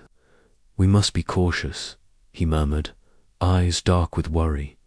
"If they find us—" "I know," Myra replied, her heart pounding, "but we can't stop. Not now." Meanwhile, in the command center of the rebellion's operations, Joran stood with his arms crossed, the grime of the city etched into the lines of his face. His gaze was fixed on the shifting schematics projected before him, the map of the city's mechanical artery steam vents, gearworks, and the ancient engines that kept their world aloft. His voice was low but firm as he directed scattered teams, coordinating sabotage and defense with a precision born of desperation. "The northern vents will be vulnerable for another hour," he instructed. "Deploy the teams quickly but quietly. We can't afford mistakes." Yet beneath his stoic exterior, a tempest raged. The thirst for vengeance against the nobles who had destroyed his family warred against a fragile hope for peace. Each decision weighed heavily, the line between tactical necessity and reckless passion blurred by the fires of rebellion. High above, on the edge of the royal district, Elara stood on a narrow balcony overlooking the city's labyrinthine gears and endless steam plumes. The air was sharp with the scent of oil and rain, the distant hum of machinery a constant reminder of the world she was born into and the one she longed to change. Her silver hair caught the last rays of the setting sun, shimmering like threads of light woven through shadow. Kael joined her silently, his soot-streaked face softened by the dim glow. Their fingers met, grasping tightly as if to anchor each other against the storm gathering both outside and within. "Every moment we steal like this feels like defiance," Elara said, voice trembling with a mixture of fear and fierce hope. Kael's green eyes searched hers, resolute. "Defiance is the only way forward. With or without us, this city is breaking. Together, we can be the ones to hold it together, or watch it fall." Their whispered promises were cut short by the distant clatter of boots and the harsh voice of Captain Selwyn, the city guard commander whose loyalty to Lord Veric was unwavering yet marked by moments of hesitation. He stood in the alley below, confronting a small group of rebels caught attempting to sabotage a steam vent. "Surrender now," Selwyn commanded, his voice steady but eyes betraying a flicker of doubt. The rebels hesitated, torn between fight and flight as the sounds of the rebellion swelled around them. In that charged moment, the city itself seemed to hold its breath caught between the old order and the new, between fear and hope, between love and loss. Back in the hideout, Mira's thoughts raced. Her secret love was a beacon in the darkness, but it was also a danger of vulnerability the enemy could exploit. Every stolen kiss, every whispered word was a risk she was willing to take, yet the cost loomed large. Joran's voice crackled over the communication lines, sharp and urgent. Reinforcements needed at Sector 7. Selwyn's forces are converging faster than expected. Elara's hand tightened around Kael's. We're running out of time. Kael nodded, eyes blazing with determination. Then we fly tonight. No more hiding. No more waiting. As the city trembled on the brink of upheaval, their love fragile yet fierce became a beacon for all who dared to dream of freedom. But with every heartbeat, the question loomed, could hearts on the line survive the storm to come? The night deepened, and the floating city held its breath, waiting for the dawn that might bring salvation or shatter their world forever. The dawn broke gently over the floating city, casting a pale golden hue across the intricate lattice of pipes, gears, and steam vents that defined its skyline. From the balcony of the royal palace, Princess Elara stood tall, her silver hair shimmering like strands of moonlight caught in the morning sun. Below, the city stirred with a restless energy, a vibration that pulsed through every caste and corner, a sign that the rebellion was no longer whispering in the shadows, but roaring into life. Elara's heart pounded with a mixture of fear and fierce hope. The weight of her lineage pressed heavily upon her shoulders. Yet beneath the silk layers of her restrictive gown, she felt a fire kindling, a fire that had been smouldering since the day she first glimpsed the world beyond her gilded cage. Now, as the city's fractures deepened, that fire was ready to ignite. Inside the grand hall of the council chambers, tension hung thick like the steam that powered the city's engines.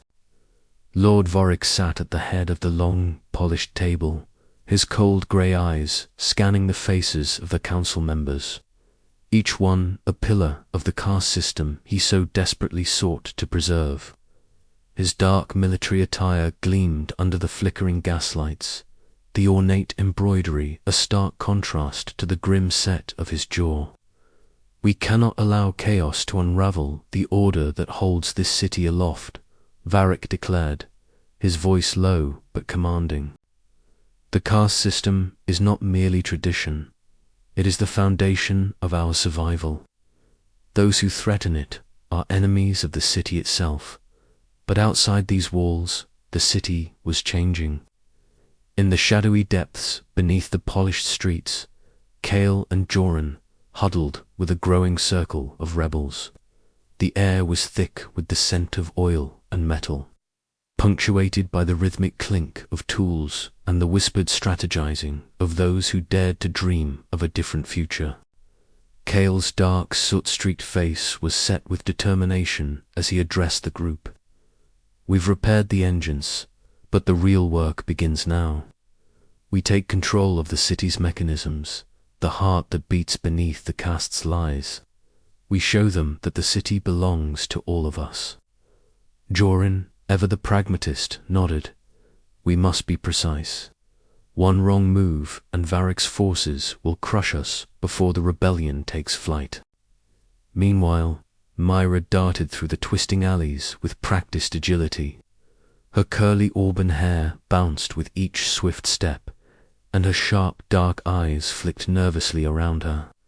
She carried messages between factions, bridging the dangerous gap between the upper and lower castes. Her loyalty to Elara and the rebellion fueled her courage, even as the threat of betrayal loomed ever closer. Back at the palace, Elara prepared herself for a moment that could change everything. The city assembly was convening, and she was to speak, not as a princess upholding tradition, but as a leader rallying her people to break the chains of caste. The room was packed with nobles, mechanics, and citizens from every stratum, the air thick with anticipation and unease. Taking the podium, Elara's voice rang clear and unwavering. For too long we have lived divided, bound by invisible walls built from fear and ancient laws. But the city we cherish cannot thrive on inequality and oppression. It is time to break these chains, to rebuild not just our machines, but our society itself. A murmur spread through the crowd, some faces lit with hope, others twisted with anger. Lord Varric's icy gaze locked onto Elara, fury flickering beneath his composed exterior. "Princess," he rasped, "you tread dangerously close to treason." Elara met his stare without flinching. "I tread where the future demands. The city will rise as one, or it will fall divided." The assembly erupted into a chaotic mix of cheers and jeers. Outside, the city echoed with the sounds of machinery revving and distant shouts. The rebellion was mobilizing, inspired by Ilara's bold stand, but the fight was far from over. Lord Varric would not relinquish power without a battle, and the fractures within the city threatened to tear it apart. Yet, for the first time in generations, a new hope had taken flight, carried on the wings of defiant hearts, ready to soar beyond the limits of caste and tradition. As Elara descended from the podium, Kael stepped forward from the crowd, their eyes meeting in a silent vow. Together, they would lead the city through its darkest hour, toward a dawn of freedom. The gears of rebellion were turning, and the sky itself seemed to hold its breath, waiting for the moment when the chains would finally break. The first light of dawn stretched across the floating city like a tentative promise, bathing the spires and steam vents in a soft golden glow. At the edge of the upper city's landing platform, Princess Elara stood beside Kael, her heart pounding with a mixture of fear and exhilaration that threatened to overwhelm her. The ancient flying machine, a relic thought lost to time, rested before them, its brass and iron frame gleaming faintly with the early sun, steam hissing softly from its aged pipes. Elara adjusted the leather gloves she wore, a stark contrast to the silken gowns that usually enveloped her. Her silver hair was pulled back tightly, revealing the pale blue eyes that now burned with fierce determination. Kael's sword streaked and focused, moved with practiced ease, fingers dancing over the complex array of levers and gauges that controlled the engines. Beside him, old Tom watched closely, his eyes reflecting both pride and anxiety. "Are you ready?" Kael asked, his voice low but steady. Elara nodded, swallowing the lump in her throat. "For too long, we've been grounded by walls, by rules, by fear. Today, we fly not just for ourselves, but for everyone who's been held down." A gentle breeze stirred as the ancient engines sputtered to life, releasing bursts of steam that mingled with the morning mist.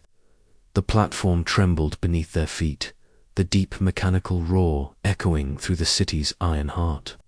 Elara felt the vibration in her bones, the sound a wild song of rebellion and hope. With a steadying breath, she gripped the controls. Engines stable, initiating lift. Kael's hands moved swiftly, adjusting valves and fine-tuning the pressure. Power levels rising. Hold tight. Slowly, the flying machine began to rise, the ground falling away beneath them as the city's sprawling expanse receded into the haze.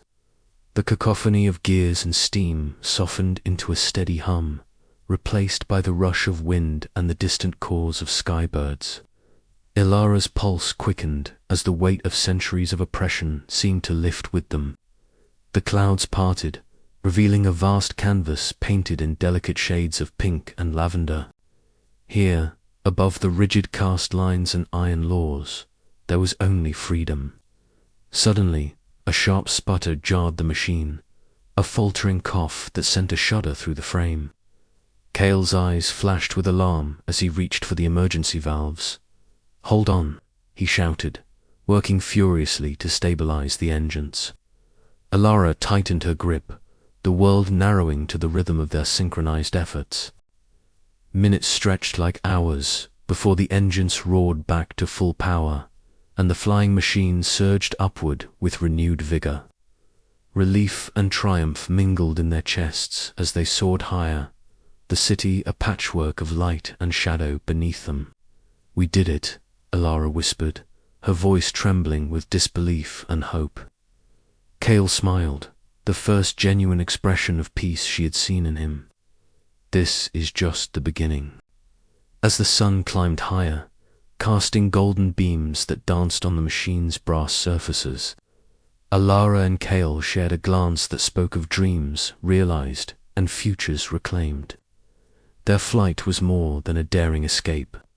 It was a declaration, an unyielding stand against the chains of caste and fear. Below, the city stirred, its inhabitants catching sight of the ancient engines cutting through the sky, a symbol of change and unity that could no longer be ignored.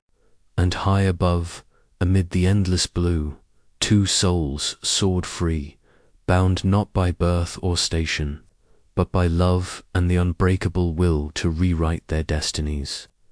The wind whispered promises of a new dawn, and Elara knew, with every fiber of her being, that the sky was no longer the limit, it was their beginning.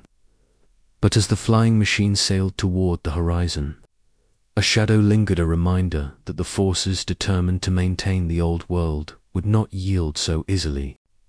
Their flight was a beacon, yes, but also a challenge, and the true test of their courage was yet to come.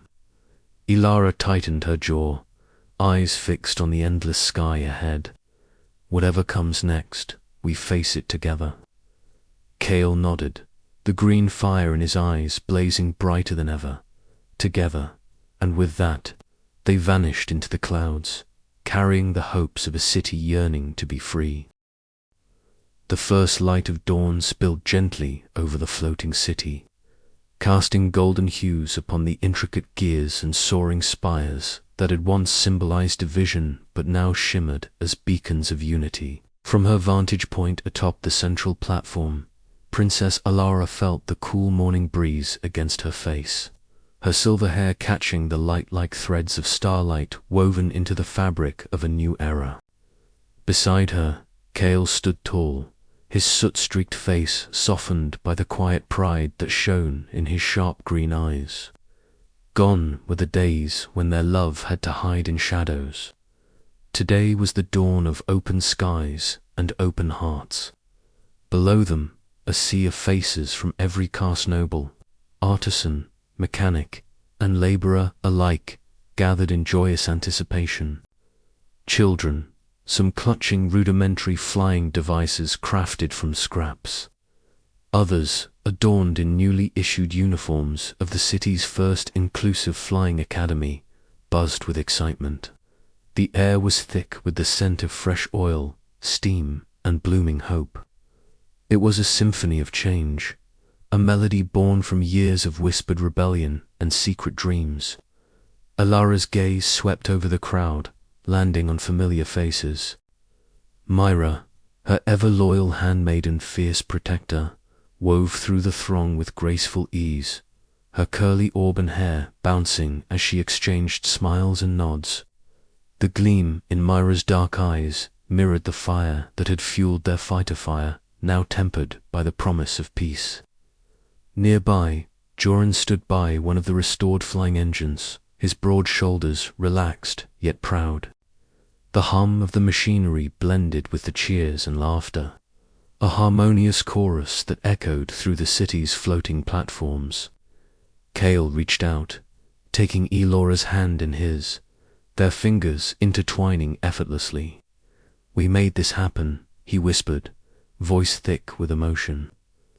Elara nodded, her pale blue eyes reflecting the vast expanse of the open sky.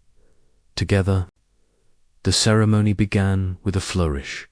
Banners emblazoned with the new city emblem unfurled, and the mayor, a representative chosen from the newly formed council that included voices from all castes, stepped forward to address the crowd. His words were simple yet profound, a testament to the journey they had undertaken. Today, we cast aside the chains of division and soar into a future where every citizen, regardless of birth, is free to dream, to learn, and to fly. This is our new dawn. Cheers erupted, the sound rolling like thunder across the floating city. Children took their first tentative steps onto the flying platforms, guided by instructors who had once been outcasts, but were now pioneers of progress. The sight was a balm to Elara's soul, the laughter, the unrestrained joy, the mingling of castes once separated by iron and steam. Yet, amidst the celebration, a shadow lingered at the edge of the plaza. Lord Vorik stood apart, his tall frame silhouetted against the awakening sky. His cold grey eyes, once filled with the ruthless determination to preserve an old order, now softened with a resigned contemplation.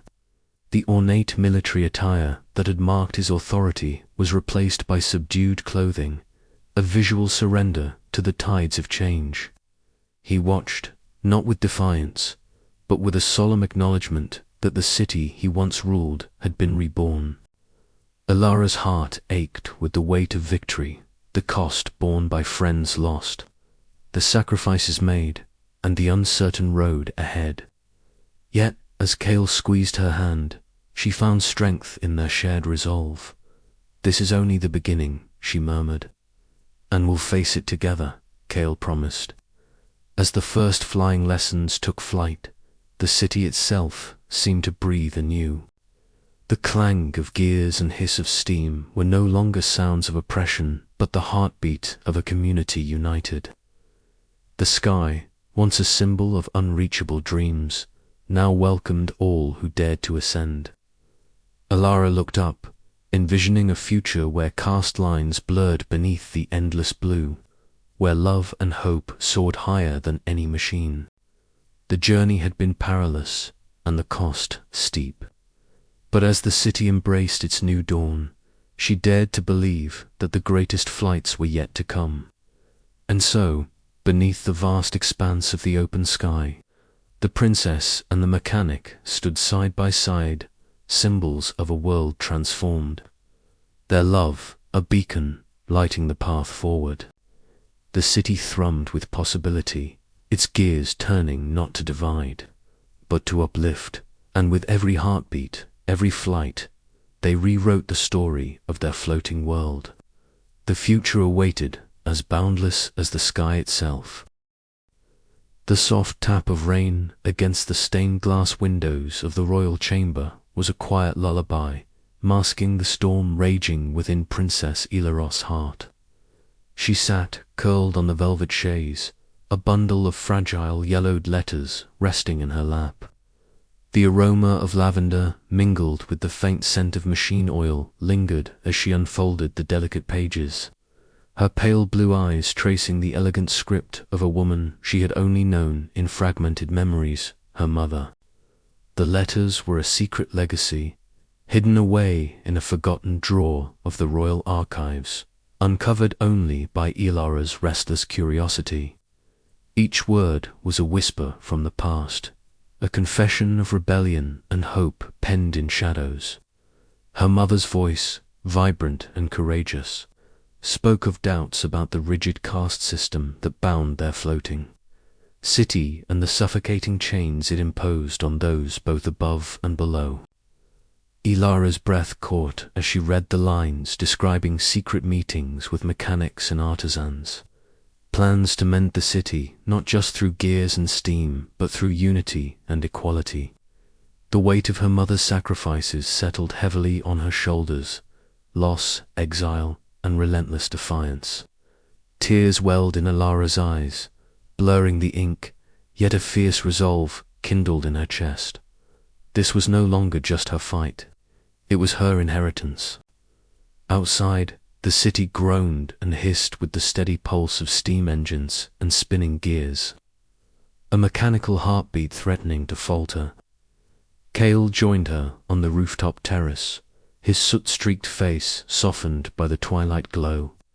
His sharp green eyes met hers, a silent question lingering in the air. "I found her letters," Elara confessed, her voice barely above a whisper. "Mother was like Ustri, dreamed of a city where no one was bound by caste." Kael's hand brushed hers, tentative but sure, grounding her in the moment.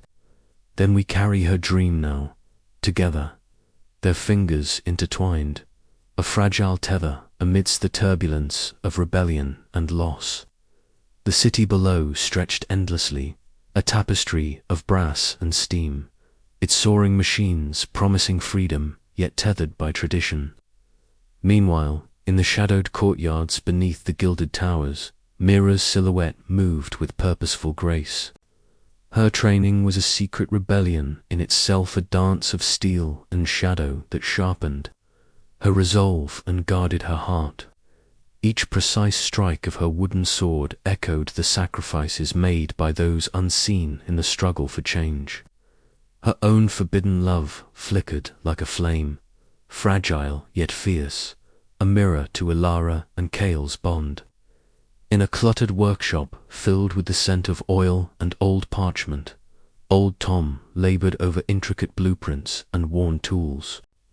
His hands, weathered by decades of invention and loss, trembled slightly as he recounted tales of past heroes and martyrs to Kael. The knowledge he guarded was a beacon in the encroaching darkness, a testament to both the cost and promise of rebellion. "Every revolution leaves scars," Tom murmured, "but from those wounds new wings grow." Kael absorbed the wisdom, the weight of history fueling his determination. Elara's discovery had reignited the spark within them, all a reminder that the fight was not just for survival, but for a future where flying dreams were no longer shackled by caste. As the night deepened, Elara stood once more by the window, gazing out over the city that had been both her cage and her calling. Her mother's legacy echoed in every gear and steam vent, in every whispered hope and hidden defiance. The path ahead was fraught with peril and sacrifice, but it was hers to walk. With Kael's hand firm in hers and the rebellion's heartbeat growing stronger, Elara embraced the dawn of her own transformation. The echoes of the past were not chains, but wings ready to lift them all toward a new horizon. But even as hope kindled, shadows loomed. The city's fragile peace trembled on the brink, and the price of rebellion was yet to be fully revealed. Would the sacrifices of those before them be enough to break the cycle? The night held its breath, waiting for the dawn. And so, with the weight of legacy and the fire of change burning bright, Elara stepped forward into the uncertain light, ready to face whatever storms the future might bring. The morning sun cast a warm glow over the floating city, illuminating the bustling streets of the newly unified metropolis with a golden light that seemed to promise endless possibilities. Mira stepped confidently through the marketplace, her fingers intertwined with those of her lover, a soldier who had once been confined to the lowest caste, now walking freely beside her as an equal citizen. The air was thick with the mingled scents of fresh bread, oil, and blooming flowers from the garden terraces that now welcomed all, regardless of birth or station. For Mira, this was a world reborn. Gone were the days of whispered secrets and stolen moments. Here, under the open sky, she could laugh without fear, her auburn curls bouncing as she smiled at the vendors and children playing nearby. Her lover's eyes sparkled with the same joy, their shared past of hardship now a foundation for a hopeful future. The city's transformation was not just physical but deeply personal, breaking down barriers that had once seemed as unyielding as the iron gears that powered their world. Meanwhile, high above the streets, Joran stood on the balcony of a newly rebuilt workshop. The steady hum of machines mingled with the joyful chatter of citizens working side by side, repairing what had been broken and creating what had once only been dreamed of. His broad shoulders relaxed under the soft sky, the weight of past struggles giving way to a calm determination. He had fought for change, but now his mission had evolved to nurture peace and unity, to ensure that the flames of rebellion did not consume the fragile hope now blooming across the city. Joran's thoughts turned to plans laid out before him. Communal workshops where mechanics from all castes could share knowledge. Councils formed not by birthright, but by merit and vision. And programs to rebuild trust between communities long divided. The past was a shadow that could no longer dictate their future. Here, in the heart of the city, he saw a path toward healing that was as intricate and vital as the machines he loved. Not far from Joran's vantage point, Elara and Kael met in the royal garden, a sanctuary transformed from a symbol of isolation into a place of unity. The scent of blooming jasmine and wildflowers filled the air, mingling with the distant laughter of children learning to fly on simple gliders, a dream once reserved for the privileged, now a right for all. Elara's silver hair shimmered in the sunlight, her pale blue eyes reflecting the deep emotion she felt as she reached out to Kael, whose soot-streaked face softened with affection. They stood close, hands brushing, hearts beating with the memory of hardships endured and the promise of a shared future. The barriers that had once kept them apart had crumbled, replaced by a delicate trust and fierce hope. Their love was no longer forbidden but celebrated, a beacon guiding the city toward a new era. Elsewhere, Mira's role had blossomed beyond her duties as handmaid and confidant.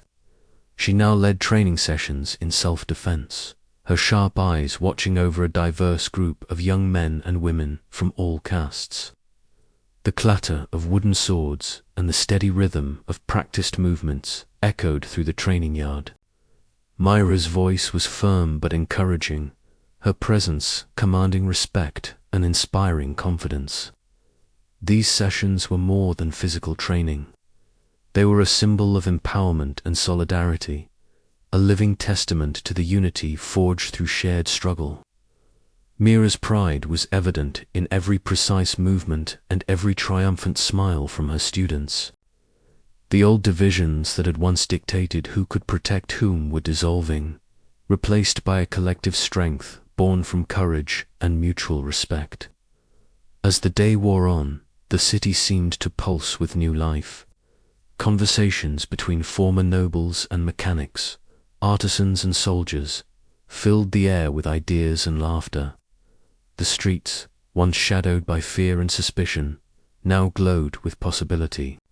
Yet beneath the celebration, there lingered a quiet question that none dared ignore: how to sustain this fragile peace and ensure that the sacrifices of so many would not be forgotten nor repeated.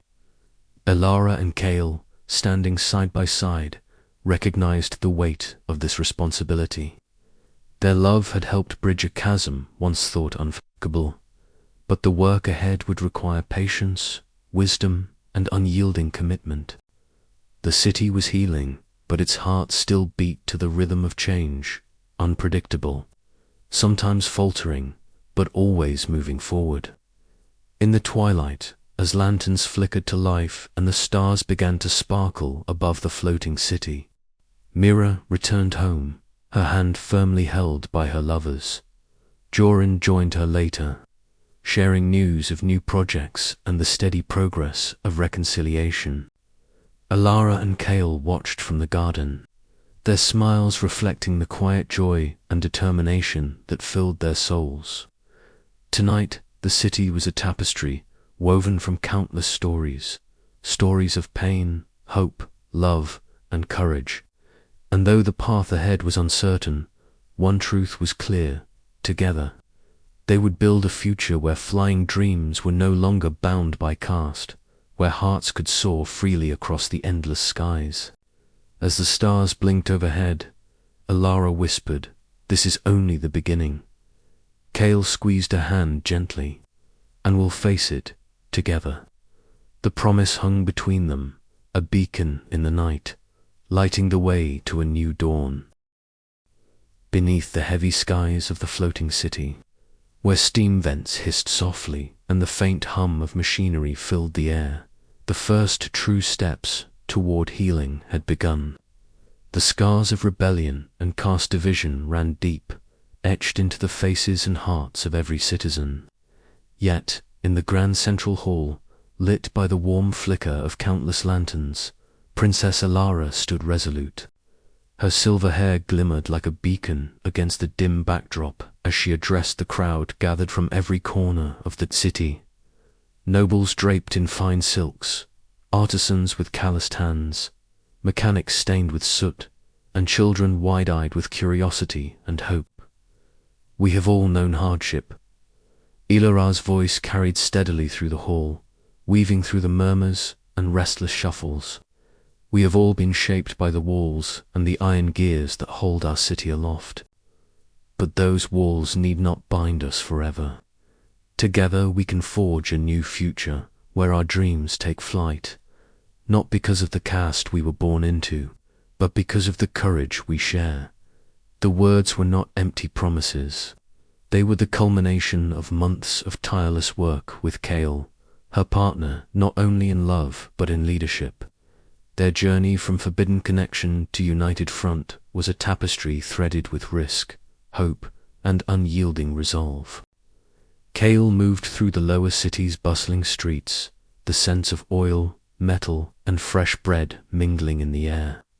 His dark tousled hair caught the sun's rare rays as he exchanged nods and brief smiles with mechanics, artisans, and shopkeepers alike. Each interaction reaffirmed the fragile trust they had begun to build. The rebellion had been a firestorm, but now it was time for steady flames, for rebuilding, for listening, for healing. He paused before a small workshop where Jorin was teaching young apprentices the delicate art of engine repair. The stocky man's broad shoulders and calloused hands were a familiar comfort, a grounding presence amid the city's shifting tides. Together, they had navigated perilous nights and fierce battles, and now their focus was to transform rebellion into lasting change.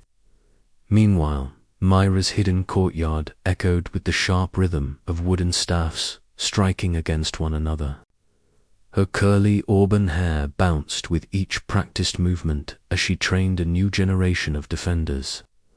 These were not just warriors but protectors of a fragile peace, their eyes alight with determination and the weight of responsibility. Myra's journey from handmaid to fierce warrior was emblematic of the city's own transformation from oppression to empowerment. Yet the path was far from smooth. In the stately council chambers, Lady Isolde's stern visage bore the marks of years spent guarding tradition. Now, the lines of age softened her features, and though her robes still spoke of the old order, her voice carried a reluctant openness. The council's debates were heated, shadows of doubt flickering in whispered corridors and tense meetings. Old rivalries and fears of chaos threatened to unravel progress with every step forward. Elara and Kael found themselves mediators not just of policy but of hearts and histories. They convened community dialogues where grievances aired alongside aspirations, where nobles listened to mechanics and artisans shared their dreams with the once distant rulers.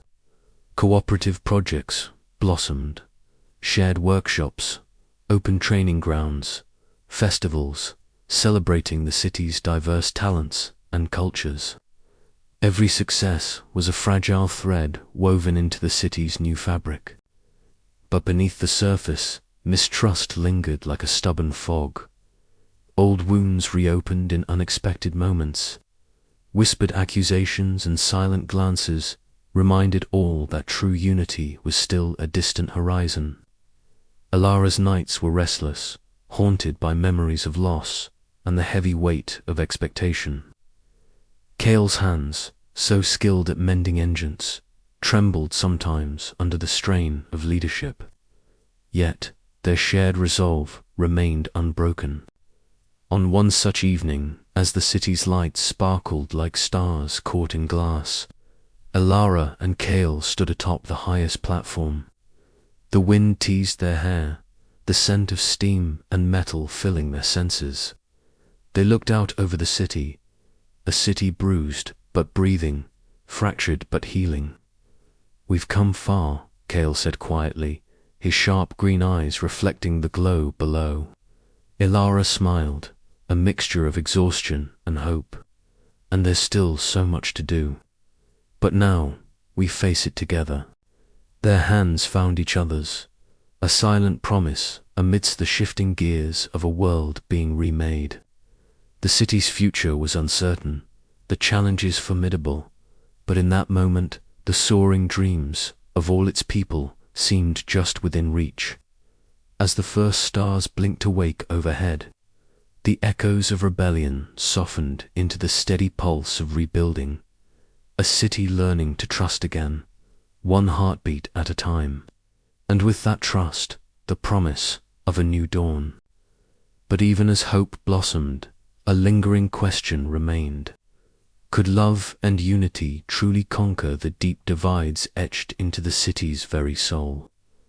The answer lay not in grand speeches or fleeting victories, but in the quiet, relentless work of rebuilding trust, day by day, heart by heart.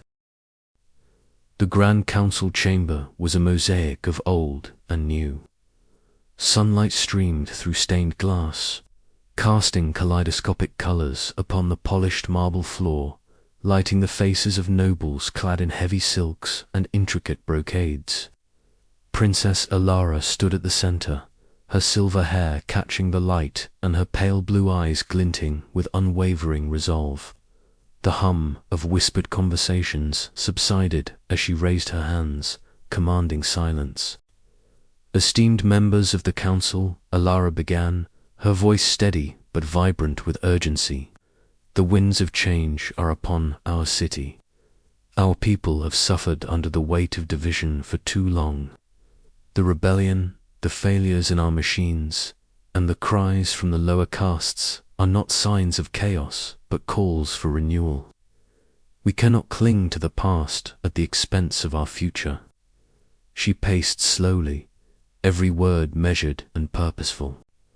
"We must dismantle the barriers that have kept us imprisoned within our own castes. We must embrace a society where the sky's freedom is not a privilege of birth, but a right of all." Murmurs rippled through the chamber. Some faces displayed skepticism, others flickers of hope.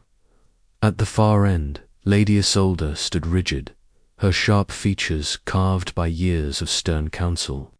Her dark hair was pulled back into a tight bun, and her austere gown reflected the gravity she carried. For a moment, she said nothing, watching Elara with an unreadable expression.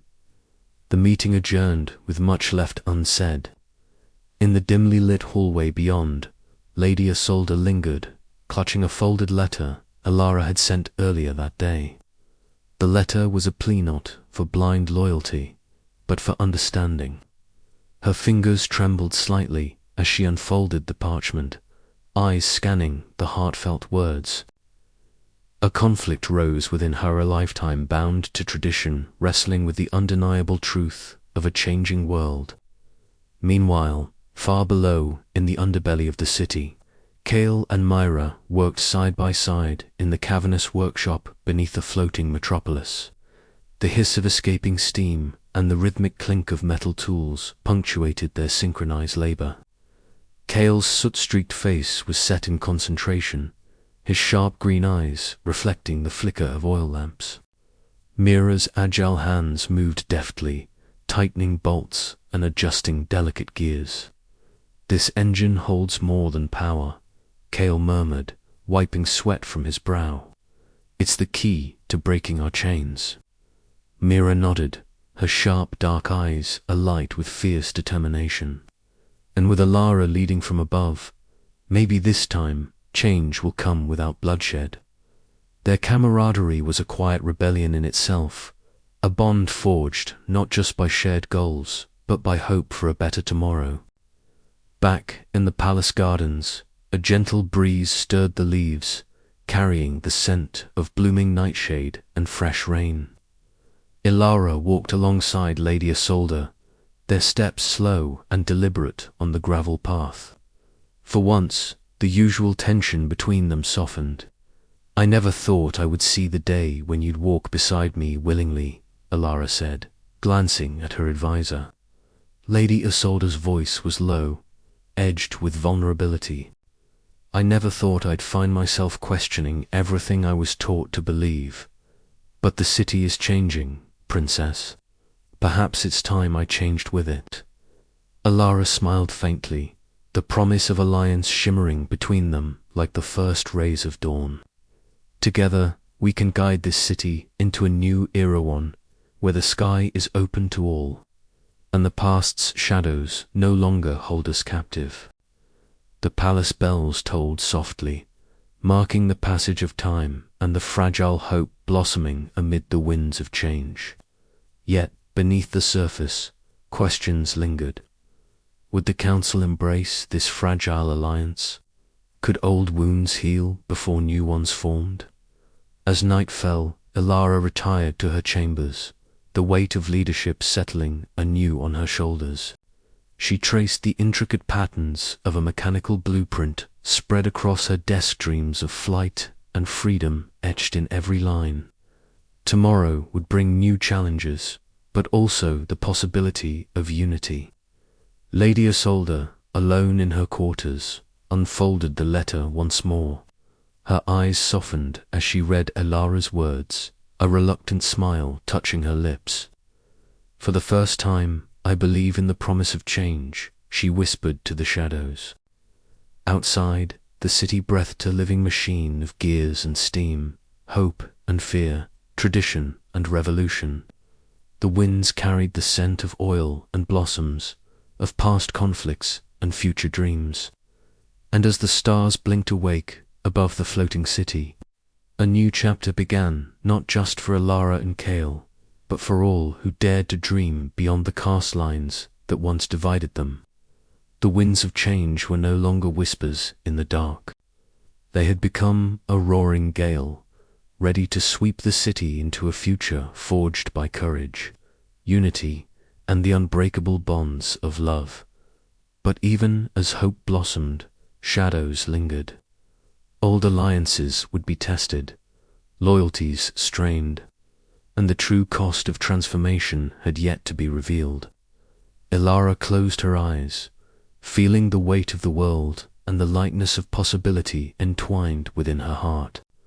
The road ahead was uncertain, but it was theirs to walk side by side against the storm. As the first light of dawn crept over the horizon, a single thought echoed in her mind. The sky was no longer a limit, but an invitation, and they were ready to soar. The air hung heavy over the city, dense with the mingled scents of oil, rain, and the ever-present steam that rose from the countless vents scattered across the floating metropolis. Princess Elara stood on the balcony of her chamber, the ornate iron rail cold beneath her fingertips. Her silver hair gleamed faintly in the waning light, a stark contrast to the darkening skies above.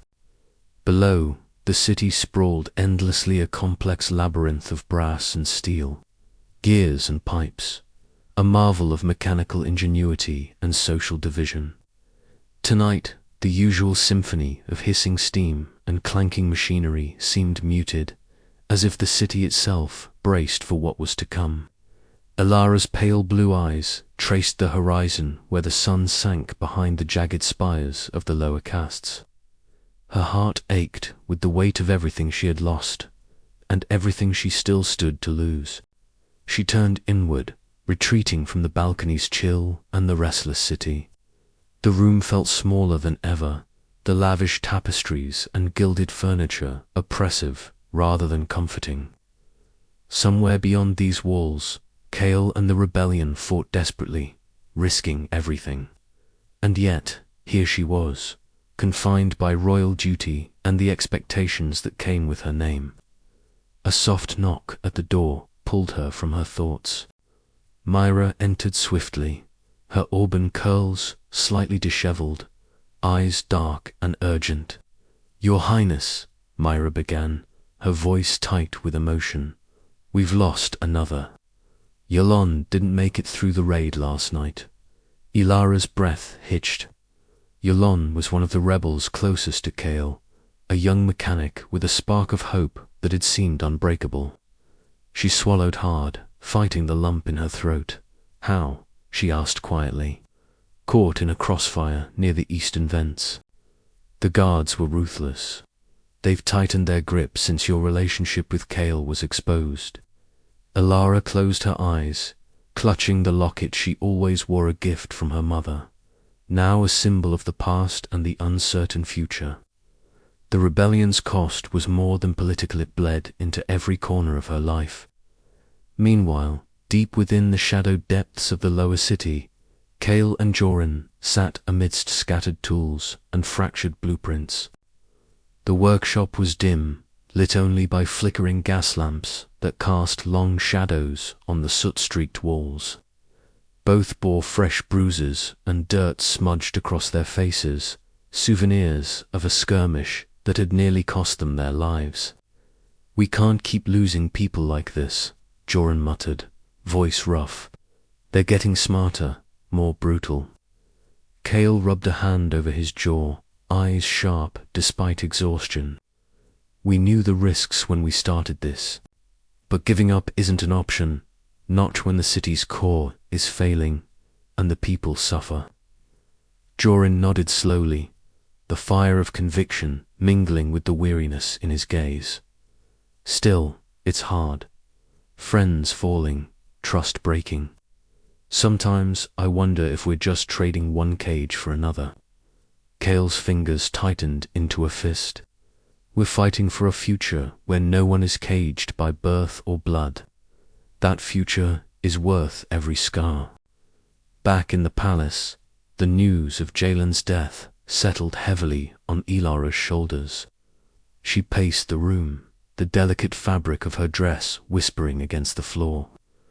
Mira watched silently, her own turmoil evident but unspoken. "I don't want to lose you," Mira finally said, voice trembling. "You're the hope for us all, but the crown is turning against you. Lord Varric grows more ruthless by the day." Elara stopped, eyes fierce, despite the tears threatening to fall. "Then I will show them that hope cannot be crushed, that change is not only necessary, it is inevitable." That night, beneath a quilt of stars and the cool breaths of the night air, Elara and Kael met atop the city's highest spire. The wind tugged gently at their clothes, carrying with it the distant echoes of rebellion and the hum of the city's intricate heart. Their hands found one another, fingers entwining with a desperate tenderness born from shared loss and unyielding hope. "We've paid too high a price," Elara whispered, voice raw but unwavering. "But I won't let the sacrifices be in vain." Kael's green eyes burned with quiet fire. "Together, we'll build a new world, one where no child fears the sky because of who they are." They lingered there, wrapped in the fragile promise of dawn, knowing the path ahead would be fraught with danger and heartache. Yet, in that moment, their love was a beacon, defiant, unbroken, and fiercely alive. As the first light crept over the horizon, Elara and Kael stepped back from the edge, ready to face whatever the future held.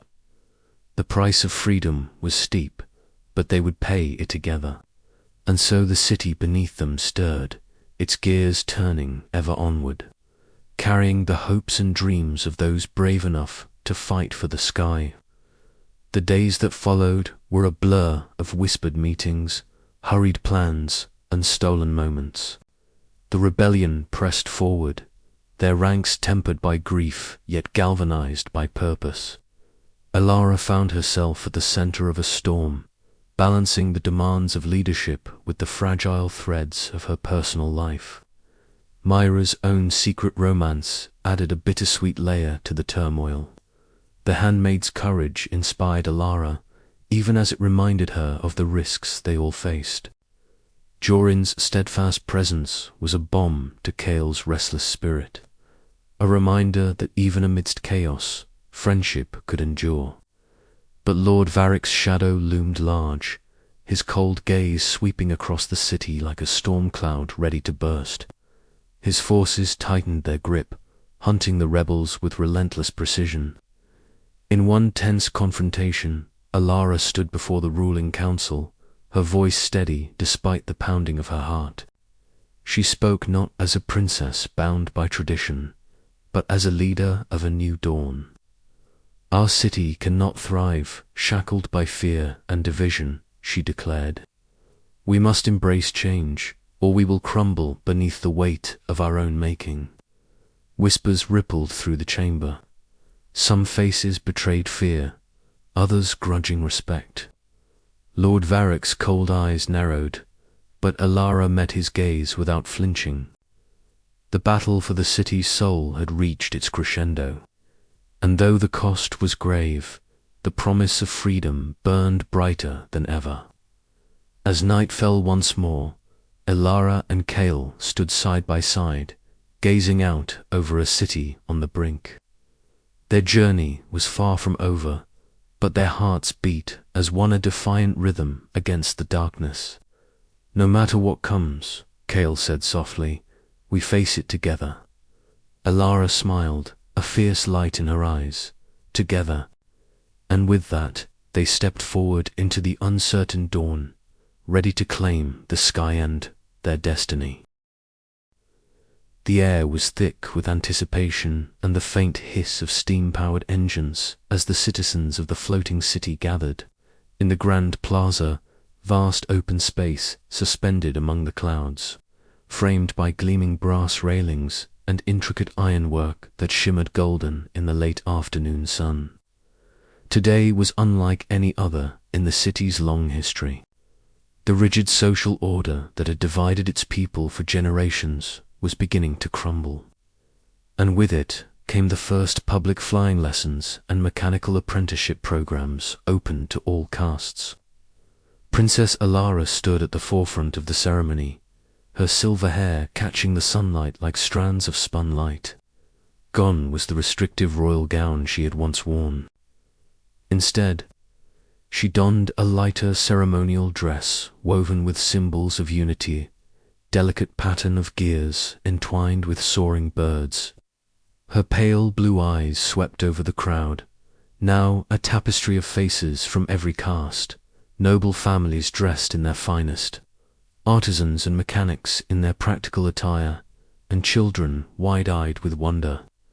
The collective energy was palpable, a mixture of hope, excitement, and a touch of nervousness. Beside her stood Kael, soot-streaked but radiant. His lean frame had been cleaned and dressed in sturdy clothes that bore the marks of his mechanic life but were freshly mended and neat. His sharp green eyes shone with anticipation, reflecting the glint of the newly unveiled flying machine resting on the platformer marvel of brass and polished wood, steam gently sighing from its pistons. This machine symbolized not just technological progress, but a promise that flight and freedom would no longer be privileges of the few. As Elara stepped forward to speak, her voice rang clear and steady across the crowd. Today marks a new dawn for our city. No longer will our dreams be bound by the invisible chains of caste. From this day forward, the skies belong to all who dare to dream and work to soar. A swell of cheers erupted, echoing off the floating platforms and steam vents. Kael took the microphone next, his tone warm yet firm. This city was built on the ingenuity and sweat of all its people. It's time our machines and our dreams reflect that unity. Together, We will repair not just engines, but the broken bonds between us. Mira moved through the crowd, her agile form weaving between groups with practiced ease. Her curly auburn hair was pulled back, and her sharp dark eyes sparkled with pride as she caught glimpses of children from the lower castes clutching their parents' hands, faces aglow with excitement at the prospect of their first flight lessons. Myra's own secret romance, once fraught with danger, now found hope in this changing world. Joran stood nearby, his broad shoulders squared and hands clean but still bearing faint traces of oil.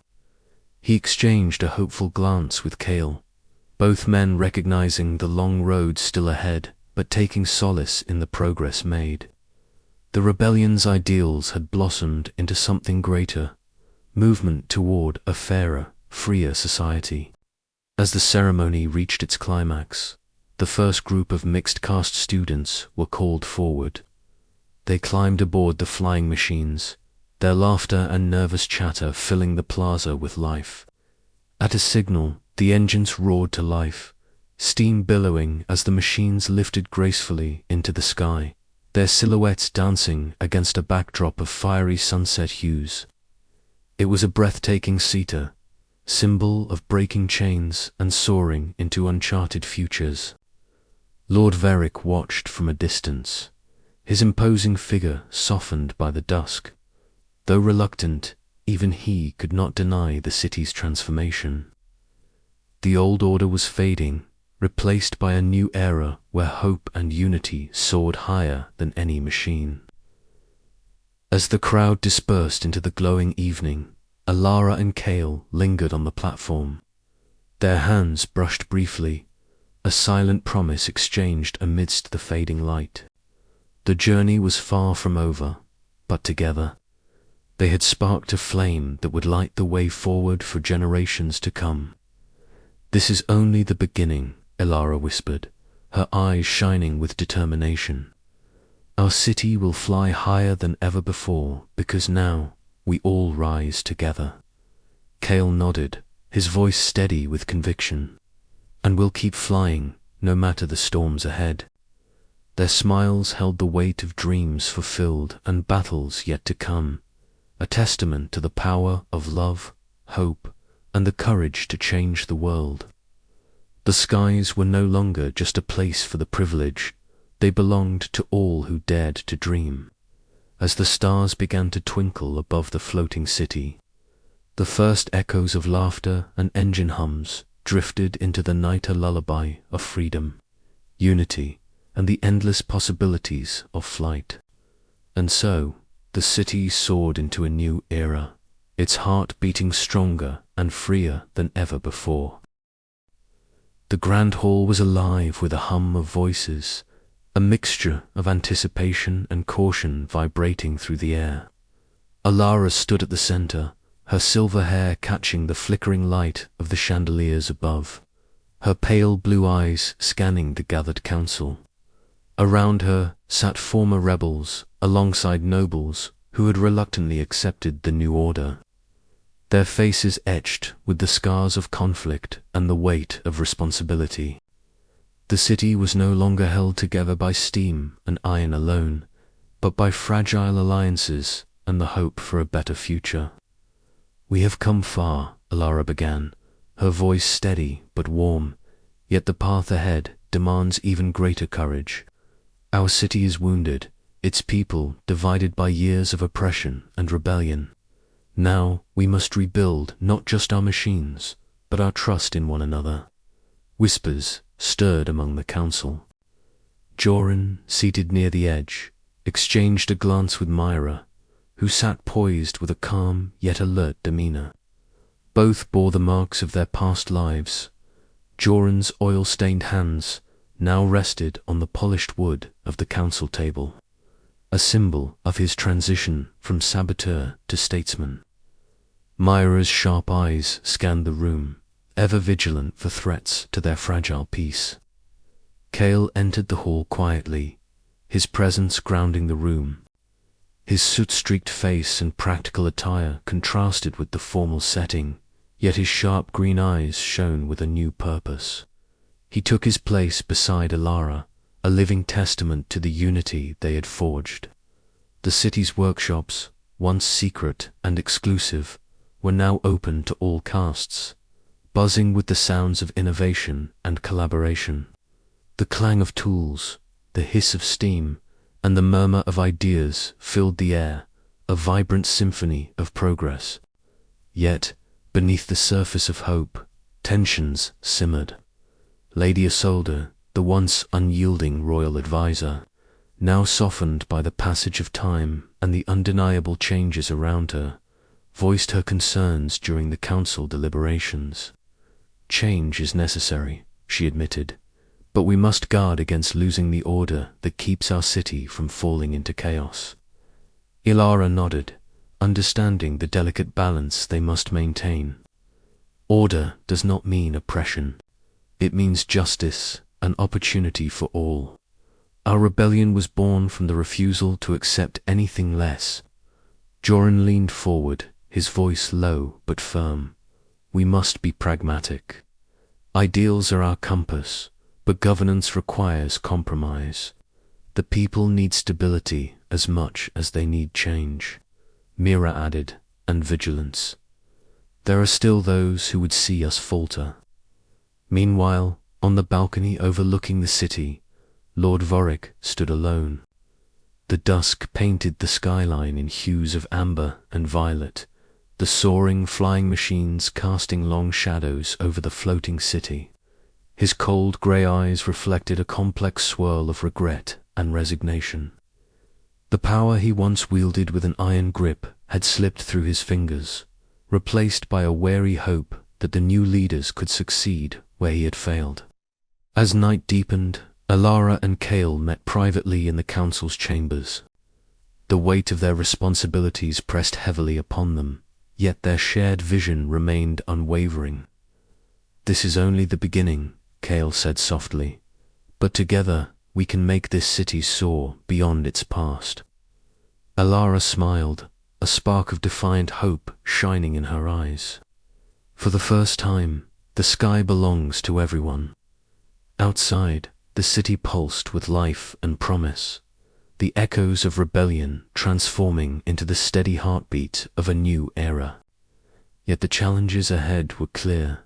Ideals must be tempered with wisdom, unity forged through understanding, and the dreams of flying beyond caste must be nurtured with care.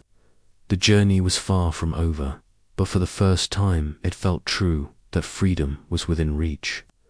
As the council session drew to a close, the murmurs of debate gave way to a tentative applause.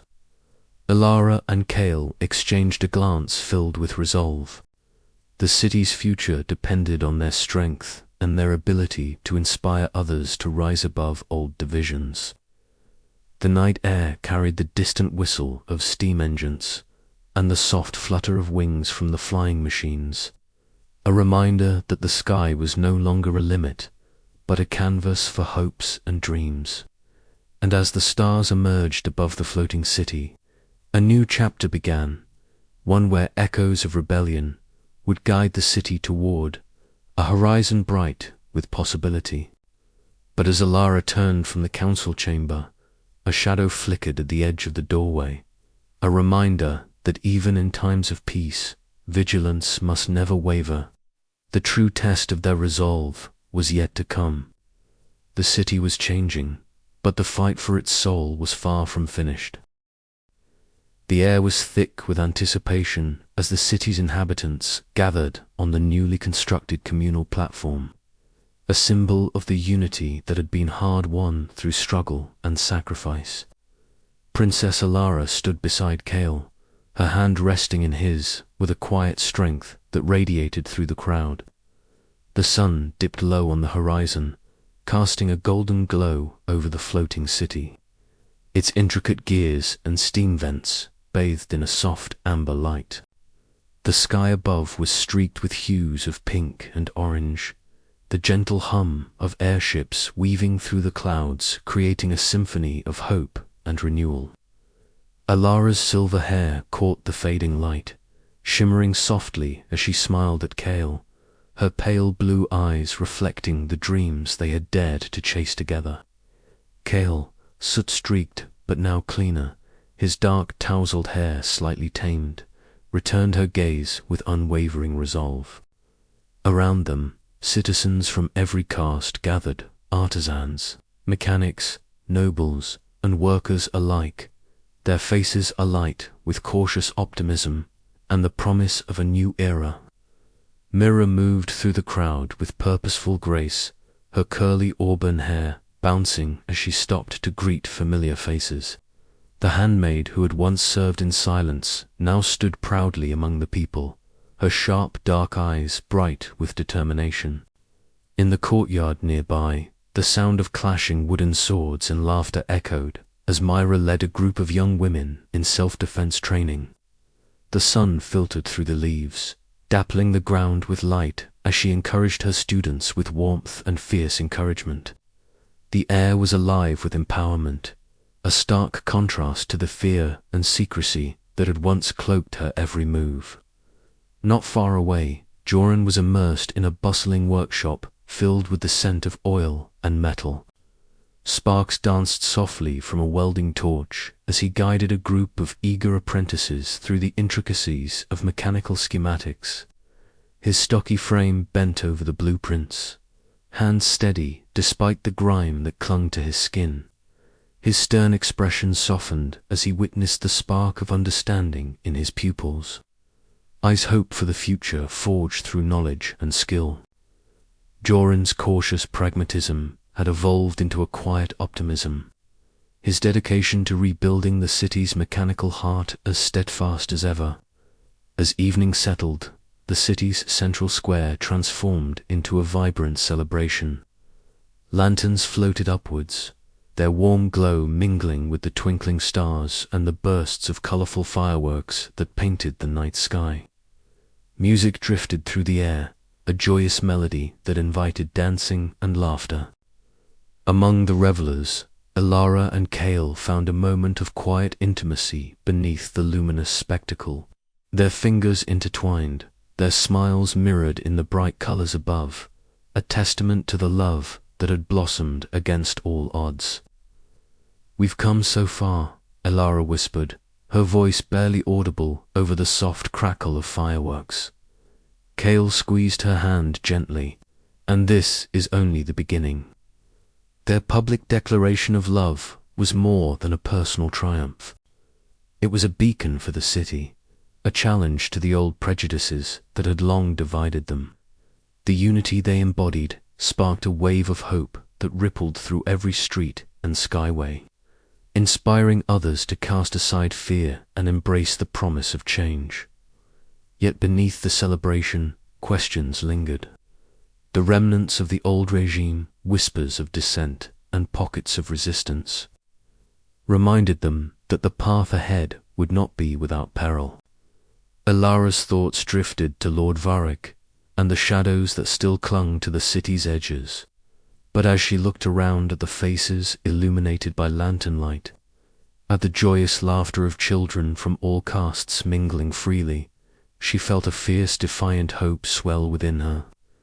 Mira's new role as a leader in the community defense, combined with Joran's efforts to advance the mechanical rebellion into a formal institution, had already begun to stabilize the fragile peace. The city's streets were no longer battlegrounds of suspicion, but corridors of cooperation. Each repaired engine, each shared flight lesson, each open market was a stitch in the fabric of a society being rewoven from the threads of equality and respect. The night deepened, but the celebration showed no signs of waning.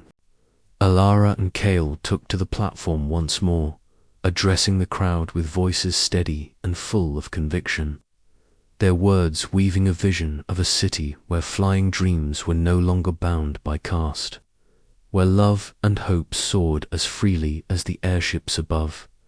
Together, Elara proclaimed, "We are stronger. Together, we can build a future where no one is chained by birth or fear." Cheers erupted, a chorus of voices united in aspiration. Kael's gaze found hers, and in that shared look was the promise of tomorrow, uncertain yet bright. A future crafted by hands, once divided but now joined. As the celebration stretched into the night, the city seemed to breathe with new life. The gears of change were turning steadily, and with every heartbeat, every smile, and every daring flight, the floating city reclaimed its soul. But even as they reveled in their victory, Elara knew the true test was yet to come. The unity they had forged was fragile, and the challenges ahead would demand courage, sacrifice, and unwavering faith in one another. With Kael by her side, she was ready to face whatever storms might rise on the horizon. The memorial chamber was a solemn sanctuary amidst the rising sun that spilled golden light through stained glass windows. High above, Princess Elara stood before the portrait of her mother, her fingers tracing the delicate curves of the engraved name beneath the serene painted face. The room was quiet except for the distant hum of the city's engines, a steady reminder of the world she now sought to heal. The luminescent flowers softly glowed with a gentle, otherworldly light, casting dancing shadows that flickered like memories across the cold marble walls. Elara's heart was heavy with the weight of loss and the burden of legacy. Her mother's death had left a void in the royal court, a silence that had echoed through the years like a stubborn refrain.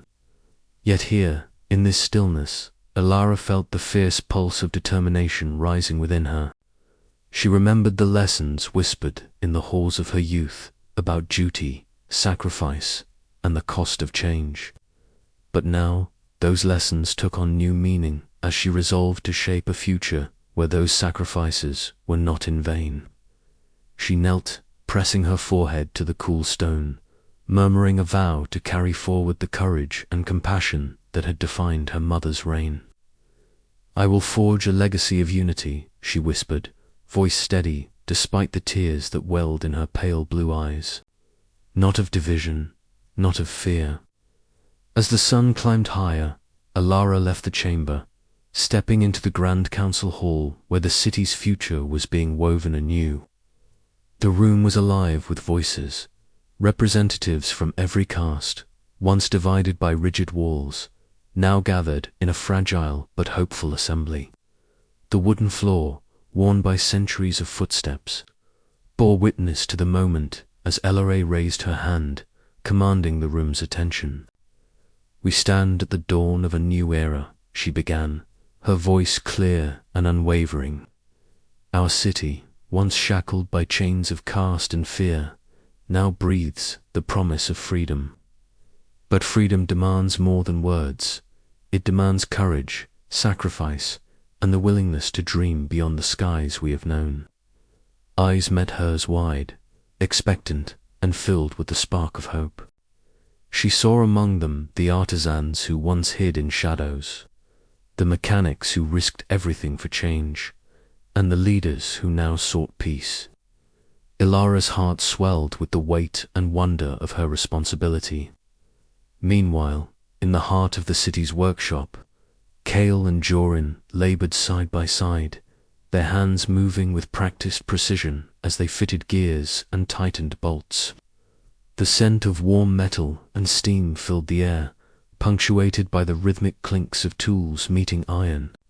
Between moments of focused work, Kael stole a glance at Jorin, catching the faintest of smiles on his friend's face, a rare, wordless acknowledgement of how far they had come. "You think the city's ready?" Jorin asked quietly, wiping grease from his brow. Kael nodded, his green eyes gleaming with cautious hope. "It has to be. We've rebuilt more than machines. We've rebuilt trust." Outside, the city thrummed with vibrant life. Mira moved through the bustling streets, her agile figure weaving between stores and crowds. Children laughed as they took their first flying lessons, the air alive with the hum of new machines soaring freely for the first time in generations. Flags flew proudly, bearing symbols of unity rather than division. The scent of fresh bread mingled with the metallic temps of machinery, a harmonious blend of past and future. Mira paused, watching a young couple from different castes share a shy smile. In that moment, she felt the full weight of the rebellion's cost and its promise. Here, in these streets, the dream of flying beyond caste constraints was no longer just a whispered hope. It was a living, breathing reality. That evening, Elara and Kael stood together on the balcony of the palace, overlooking the city they had fought so hard to transform. The stars above sparkled like distant dreams, and the city lights flickered like fireflies in the night. They spoke little, their hands intertwined, hearts beating in quiet rhythm. "Your mother would be proud," Kael said softly. Elara smiled, eyes reflecting the starlight. "And so am I for the first time. I truly feel like I am leading, not as a princess trapped in golden chains, but as a guardian of hope." Their journey was far from over. The wounds of the past still lingered, and the future held new challenges. But together, they faced it with unwavering resolve, ready to forge a legacy worthy of the skies they now shared. The first light of dawn cast a golden glow over the floating city, illuminating a skyline transformed beyond recognition. Where once rigid towers and somber spires had dominated the horizon, now a lively array of flying machines danced gracefully among the clouds. Steam hissed softly from polished engines, mingling with the distant cries of delighted children and the rhythmic clang of artisans at work. The air was thick with the scent of oil and fresh metal, intertwined with the sweet fragrance of blooming sky flowers nurtured in hanging gardens. Atop the highest platform, Princess Elara stood beside Kael, her silver hair catching the breeze, her pale blue eyes shining with a mixture of pride and wonder. Gone was the restrictive finery of her past. She wore a simple yet elegant coat of deep sapphire, embroidered with symbols of unity and hope. Kael's soot-streaked face was alight with excitement, his practical clothes enhanced with intricate mechanical details reflecting the innovations they had nurtured together. Their hands found each other's, fingers entwining with a comforting certainty. Below them, a group of children from every caste took to the sky for their first flying lessons. The instructors, a diverse team of engineers and pilots, guided the young ones with patient smiles and steady hands.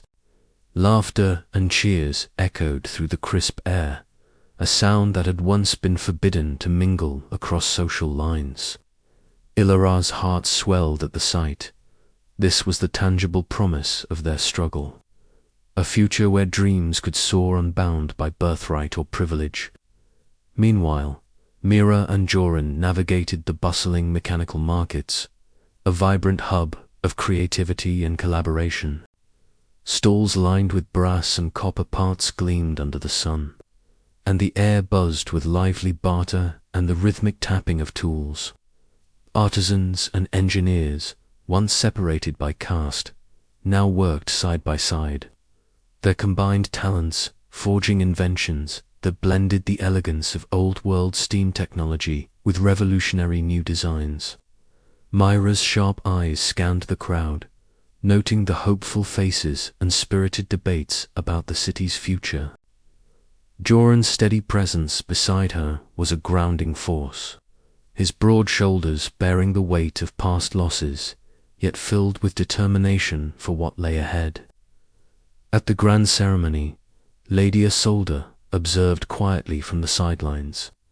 Her once stern features had softened, touched by the passage of time and the undeniable tide of change. The silver streaks in her dark hair shimmered as she watched the celebrations with a reflective gaze. The traditions she had fiercely defended now gave way to a new order she was learning to accept, albeit cautiously. Her eyes met Elaros across the crowd, a silent acknowledgement passing between them, bridging old divides. The unveiling of the new flying machines was the highlight of the day. Crafted from gleaming metals and powered by engines that combined ancient steam mechanisms with innovative energy sources, these machines symbolized the rebirth of the city. Each design was unique, reflecting the creativity and aspirations of individuals from every caste. The crowd erupted into applause as the machines took flight, their silhouettes painting streaks of hope against the brightening sky. Yet beneath the celebration, subtle tensions lingered.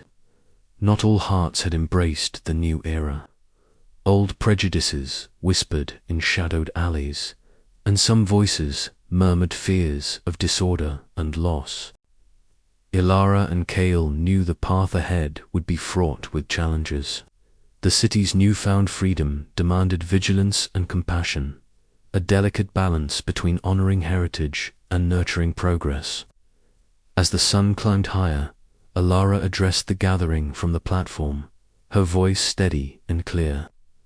"Today, we do not just celebrate machines or technology," she declared, "but the boundless spirit of unity and hope that fuels them. We soar not because of the engines beneath us, but because of the courage within us all. Together, we will build a future where every soul can chase the sky, unburdened and free." Kael stepped forward, his eyes scanning the eager faces before him. "This is more than a flight of machines," he said. "It is a flight of dreams, of rebellions won and barriers broken.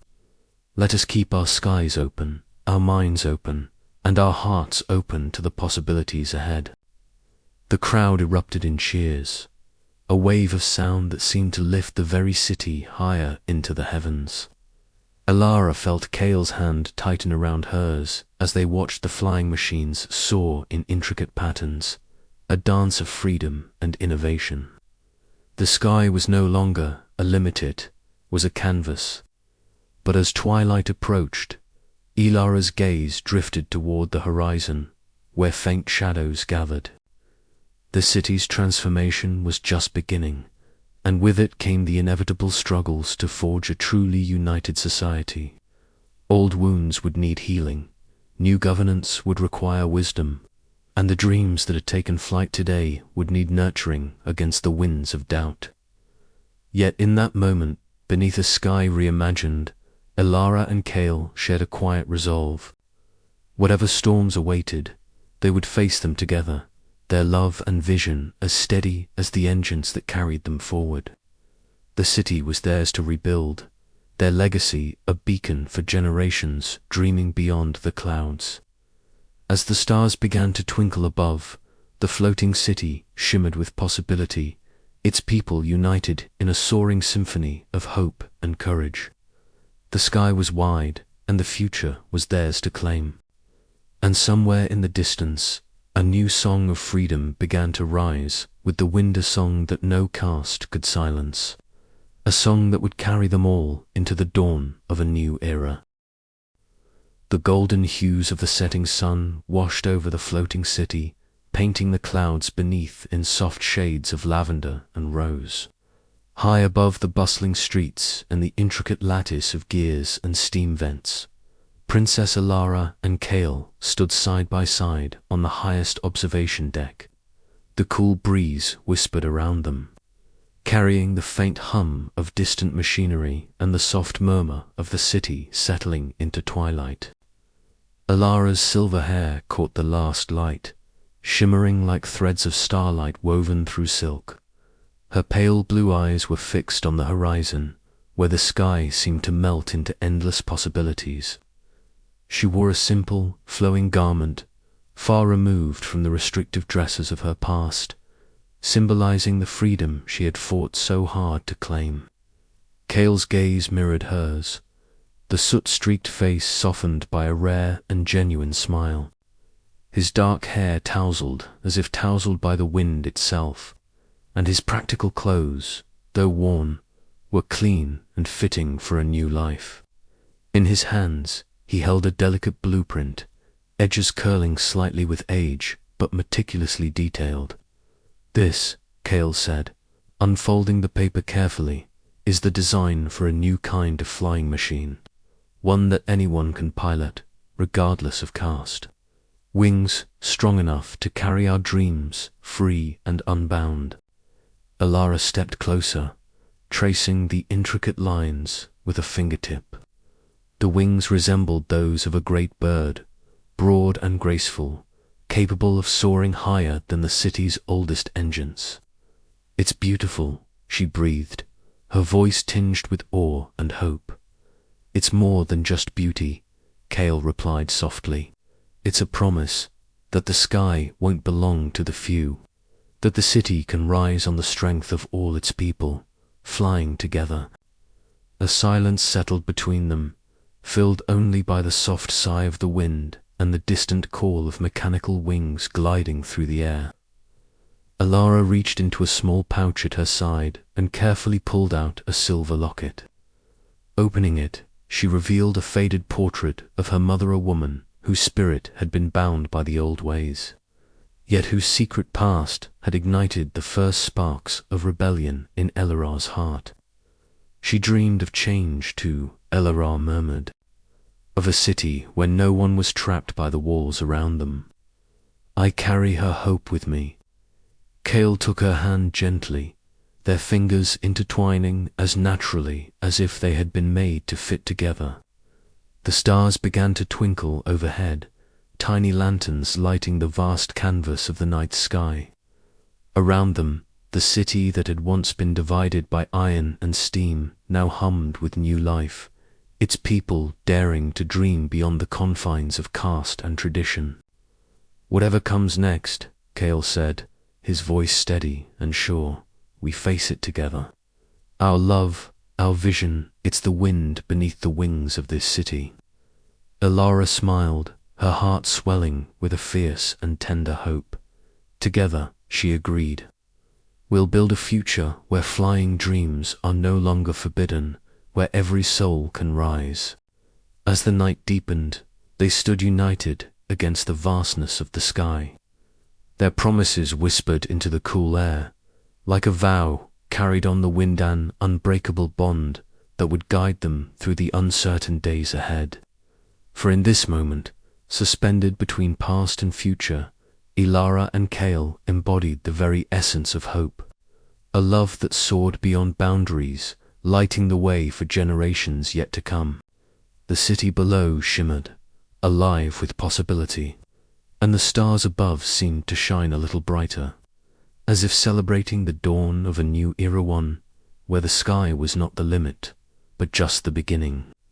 And so, with hearts united and dreams unfurled, they stepped forward into the promise of tomorrow, ready to face whatever challenges awaited, knowing that together they could rewrite the story of their world. But even as they embraced this hopeful future, a faint whisper of distant gears turning reminded them that change was never without its shadows. The city's secrets, the remnants of old power, and the fragile trust among its people would test the strength of their bond. Yet in the quiet between heartbeats, Elara and Kael's resolve only deepened. Love was their rebellion, and it would be the light that led them through the coming darkness. The sky awaited, vast and inviting, ready to carry their dreams higher than ever before. "Promise me," Elara whispered, "that no matter what happens, we'll always fly together." Kael's smile was steady and sure as he squeezed her hand. "I promise, to the ends of the sky and beyond." And with that, beneath the endless canopy of stars, two hearts beat as one, ready to soar into a future where love and freedom reigned supreme. The city's morning light spilled like molten gold over the horizon, casting a warm glow that seemed to breathe life into every corner of the floating metropolis.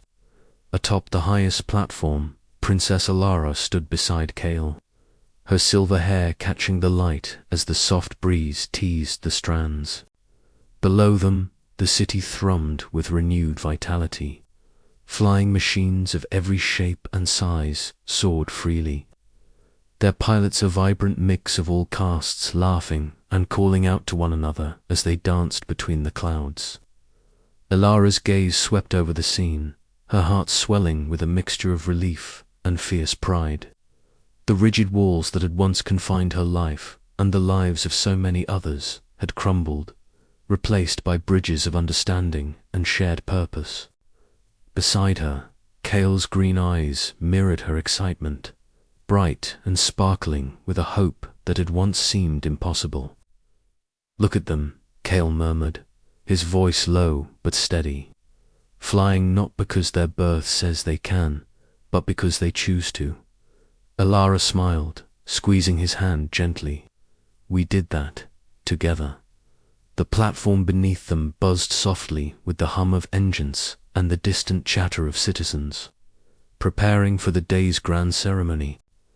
Today marked the official opening of flying lessons and mechanical trades, to all castes a symbol of the city's rebirth and the promise of equality. As they descended toward the central plaza, Mira and Jorin awaited them, faces alight with joy and anticipation. Mira's curly auburn hair framed her sharp eyes, reflecting the unyielding spirit that had helped guide Elara through the darkest times. Jorin's stocky frame carried the quiet strength that had grounded Kael through the rebellion's trials. The ceremony was a vibrant celebration, alive with color and sound. Children from every walk of life clutched rudimentary flying machines and mechanical tools, their laughter echoing through the open air. Teachers, once hidden rebels, now stood proudly instructing eager learners, their lessons a blend of ancient knowledge and innovative designs. Elara took to the podium, her voice steady and clear as she addressed the crowd. "Today, we turn a page in our city's history. No longer will our dreams be tethered by birth or caste. Together, we rise higher than ever before." Cheers erupted, filling the sky with a chorus of hope. Among the crowd, a figure watched silently Lord Varric, once the city's staunchest defender of the old order, now a man transformed by time and circumstance. His cold grey eyes softened as he witnessed the unity blossoming before him. Though regret shadowed his features, there was also a glimmer of acceptance, a tentative hope that the city might yet endure in this new era. As the sun climbed higher, Elara and Kael slipped away from the festivities, finding solace beneath the vast expanse of the endless sky. Their fingers intertwined, a simple yet profound gesture that spoke of shared dreams and unshakable resolve. "Whatever comes next," Elara whispered, "we face it together." Kael nodded, his grip tightening. A future forged by us, for all of us. Above them, the city saw its gears turning, its engines humming a song of freedom. The princess and the mechanic stood united, ready to write the next chapter of their story, one where love and hope would forever break the chains of the past. And as the clouds parted to reveal endless possibility, the city beneath them blossomed into a new dawn, forever changed by the courage of two souls daring to dream beyond the sky.